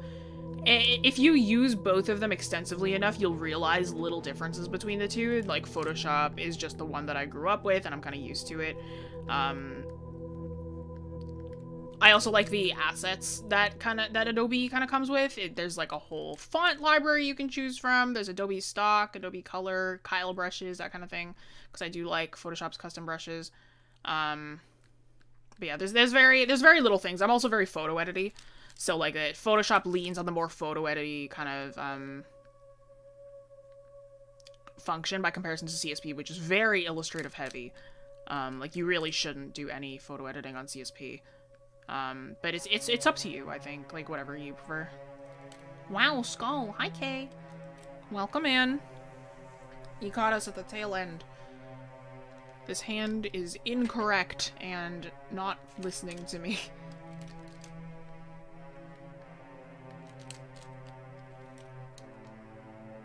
draw your OC and my art style for a video. Sure.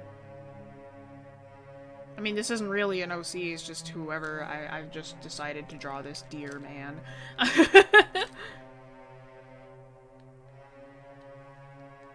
Medibang versus CSP? Oh, CSP, easily. That's not even a... It's not even a question.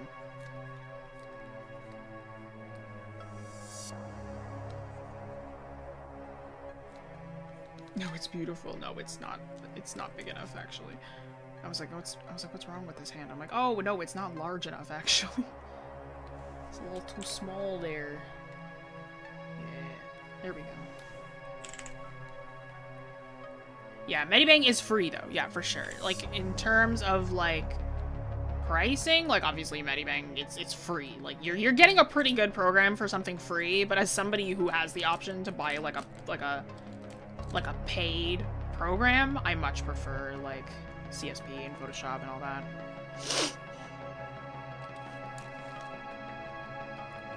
I use ProPay, but I'm so new to digital art I can't finish anything. That's why you gotta grind, my guy. If you decide to just like give up halfway, then you're never gonna finish something or learn. So you gotta just push through. See what you can do.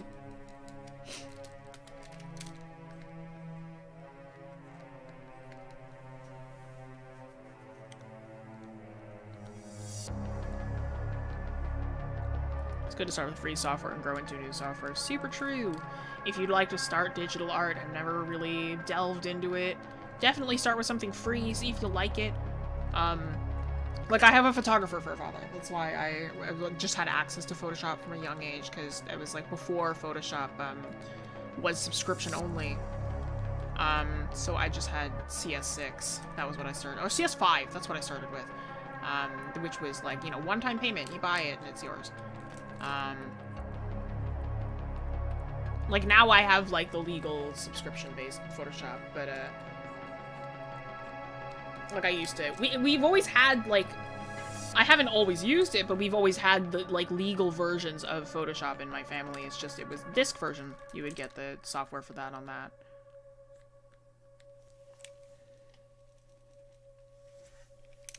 Software I started with got discontinued. No. F.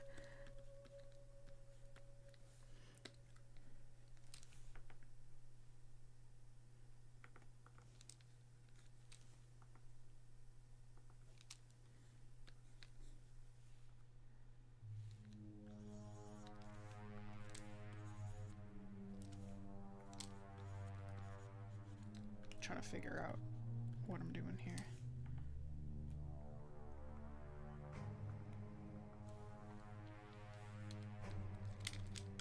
Ace Attorney turnabout deer skull. True. Objection. I have never played an Ace Attorney game. I literally don't know what Ace Attorney's about. From what I've seen, all I know is that like Edgeworth and Phoenix are in love, and that's like literally all I know. Like, that's all I've seen. Now that you're here, I'm saddled with unnecessary feelings. I need to watch the Game Grumps playthrough. Like, I feel like that one, because it's so, like, the way it's written. Well, I know it's fanon, but, like, it's so, like, based on, like, the canon lines. Like, you feel fooling nobody. Just court cases with silly themes, valid. Listen, Edgeworth was literally like the only line that I know by heart is Edgeworth talking to Phoenix, and he's like, now that you're here, I'm saddled with unnecessary feelings. What does that mean, bro? What else does that mean? What do you, what else can you deduce from that? What do you, like? Must be really good friends. It's vibes. I'm happy for them. Good for them, good for them. It's like that Sonic image. I can't repeat what it says exactly. But it just if you know, you know. It ends with good for them. Good for them.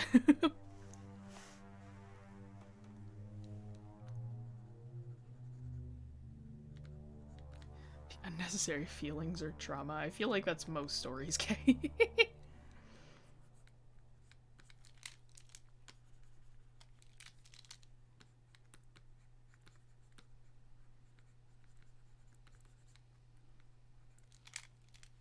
Oh shoot, 10 minutes.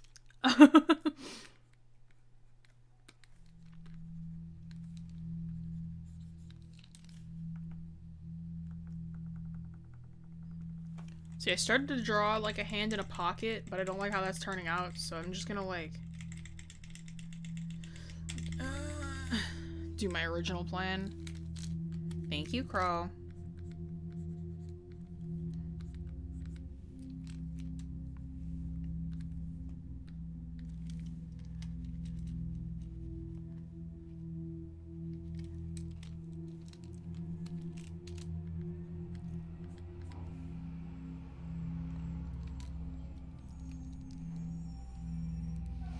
Did you say a few weeks ago your streams are 2.5 hours now? Or am I misremembering? No, no, they're just 2 hours.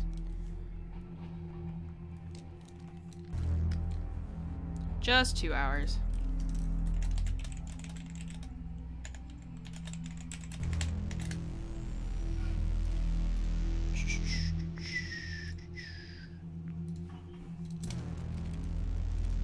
Yeah, Sunday streams are 1.5, Friday streams are 2, yeah. I apologize if you can hear the truck outside. There is nothing I can do. It's almost 11 p.m. and I've got a lot of art to finish tonight. Oh, me too. It's not 11 p.m. over here. It's 6, but I also have a lot of art to finish. I have a YouTube thumbnail commission that I gotta finish. Thank you. I'll join you over there when you start streaming, Crow. Have fun. True story, I'm in the truck. You don't hear any background other than the music? Let's go! That's what I like to hear. Oh, you know what I could give him? Let's do this magic.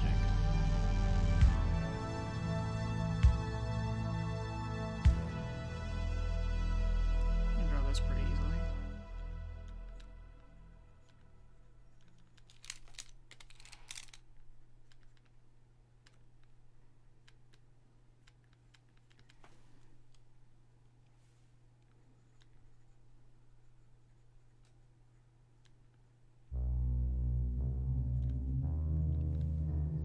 Got a lot of Halloween art to finish this month, but permanently sweepy valid, yeah. Giving evil, I will send you vibes. Just give me a second.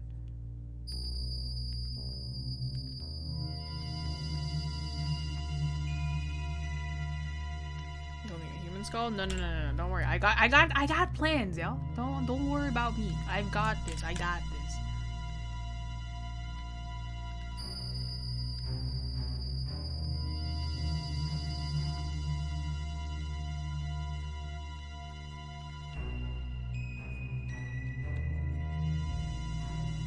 Saying? Yes, sir.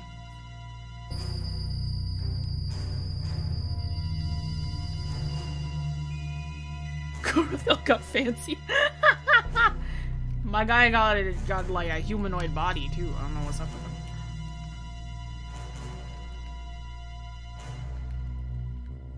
What is this song? What am I listening to? Hang on, I'm skipping this one.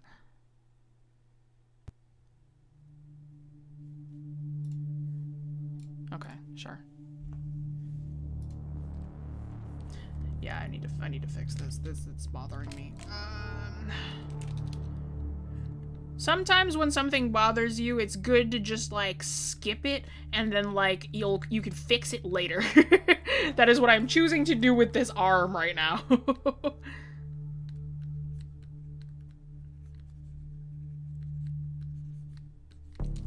I didn't do any under sketch, which I probably should have, because this is all on one layer.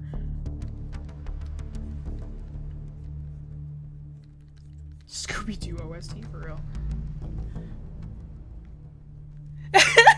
Bro is fixing his tie while swirling his wine. Imagine the Sigma grind set. You right? Everybody's been calling this deer different names. I think his name has to be Sigma Male. Canadian based or American? We're Canadian based.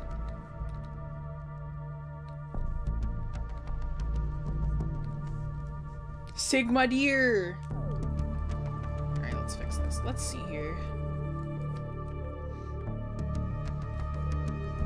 Now that I've gotten everything else out of the way.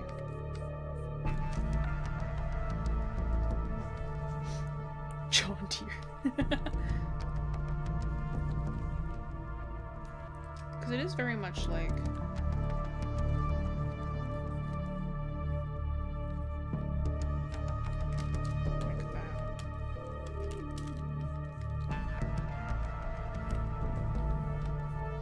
the wrist angle, probably. Yeah, hang on. Hand fixing.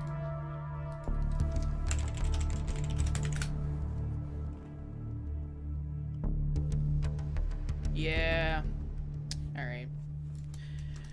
Because it's always the hand. I struggle with this pose a lot. I need to learn to do it from memory.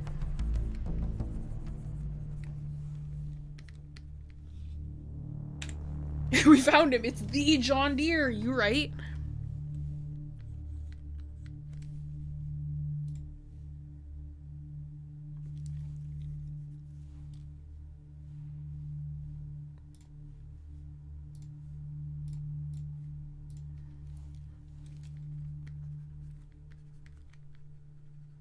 Yeah, it should be angled just a little bit more to the front here.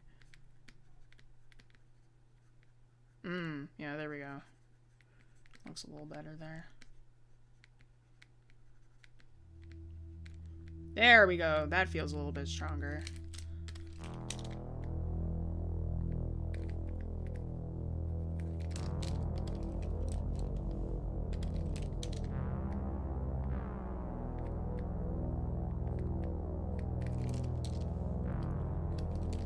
Probably gonna hand this wine to somebody.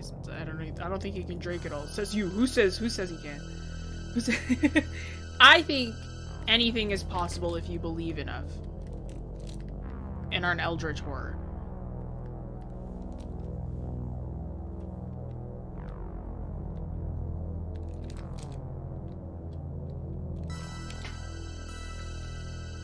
Blood wine, it's champagne actually. Are nails bone? No, they're keratin. Keratin is what your hair is made of, it's what nails are made of, and it's what elephant tusks are made of. Elephant tusks and I believe antlers are also keratin. And also, the plating on pangolin are keratin.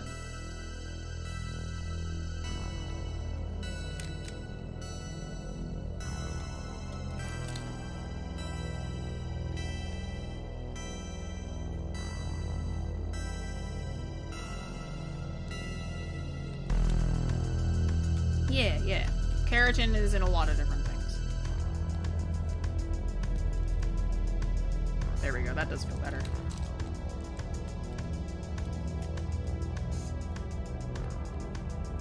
Choose a placement for lighting? Top left. Slightly below. It's almost 2. We got a minute left. I am milking my time.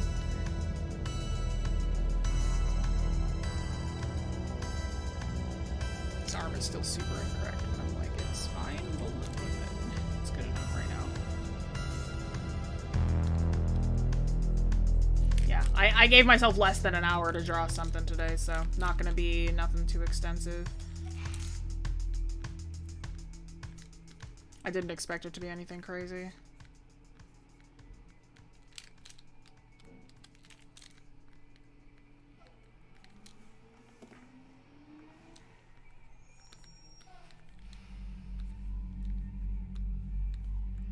Alright, y'all. Am I gonna finish this off stream? Probably not. I think that, like, leaving it just like this is fine. Like, if I wanted to... Maybe I'll give it, like, a little bit of shadow. I don't know. Do y'all want me to give this a little bit of shadow? Or would you rather I just leave it in this funky sketch form?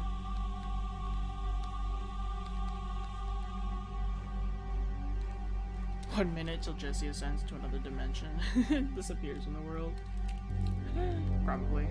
Yeah, would y'all wanna shadow or leave it? Some hatching. Hatching's gonna take too long. I don't have the time for that. Shadow? Okay. I'll do a little bit of shadow off stream then. But alright, y'all. Thank you so much for joining. If you don't know too much about the studio, don't know much about us, we are not just an art channel, we are also an art school. So if you'd like to support us and check out the classes that we offer, you can do that by I think it's this button. Nope. Is it this one? Nope. It's this one. I redid my layout recently. If you want to check out the classes we offer, check us out wingcanvas.com. We are in the middle of the fall term right now. If you want to check out maybe classes that we still offer, there's a few, I think, with some spots open. So if you'd like to check those out, be sure to check that out, wingcanvas.com. This file that you see in front of you will be available as JPEGs on the Discord. This file and the original lesson, both of them will be available for you to download on Discord as a JPEG, so you'll be able to see that over there once that is up. I'll also be, like I said, I'll do a little bit with this off stream as well. And if you'd like my working files, this one doesn't really have many layers, if any at all, so this one won't be great. But if you'd like my working files, you can check them out on Patreon or as a YouTube member. Support us on either or, and you'll be able to get my working files, class sessions, class recordings, and early access videos. But okay, this Sunday, what stream is this Sunday? Sunday is Fantasy Creatures with Iggy, so we're going to be drawing some Fantasy Creatures with Iggy on Sunday. An hour and a half, and then this coming Friday, another stream with me, we're gonna be drawing centaurs. Oh, that's funky. I didn't remember doing that, but all right. We'll be doing centaur anatomy. I'll be going over maybe some skeletons. I'll go over some muscle groups, stuff like that. So we will be doing that on the Friday, but this Sunday is going to be Fantasy Creatures. If you'd like to join Iggy on that day, he will be there. And if you'd like to join me again, it'll be Centaurs next week. But all right, thank you so much for joining, y'all, and I'll see y'all next week. Au revoir. Bye-bye.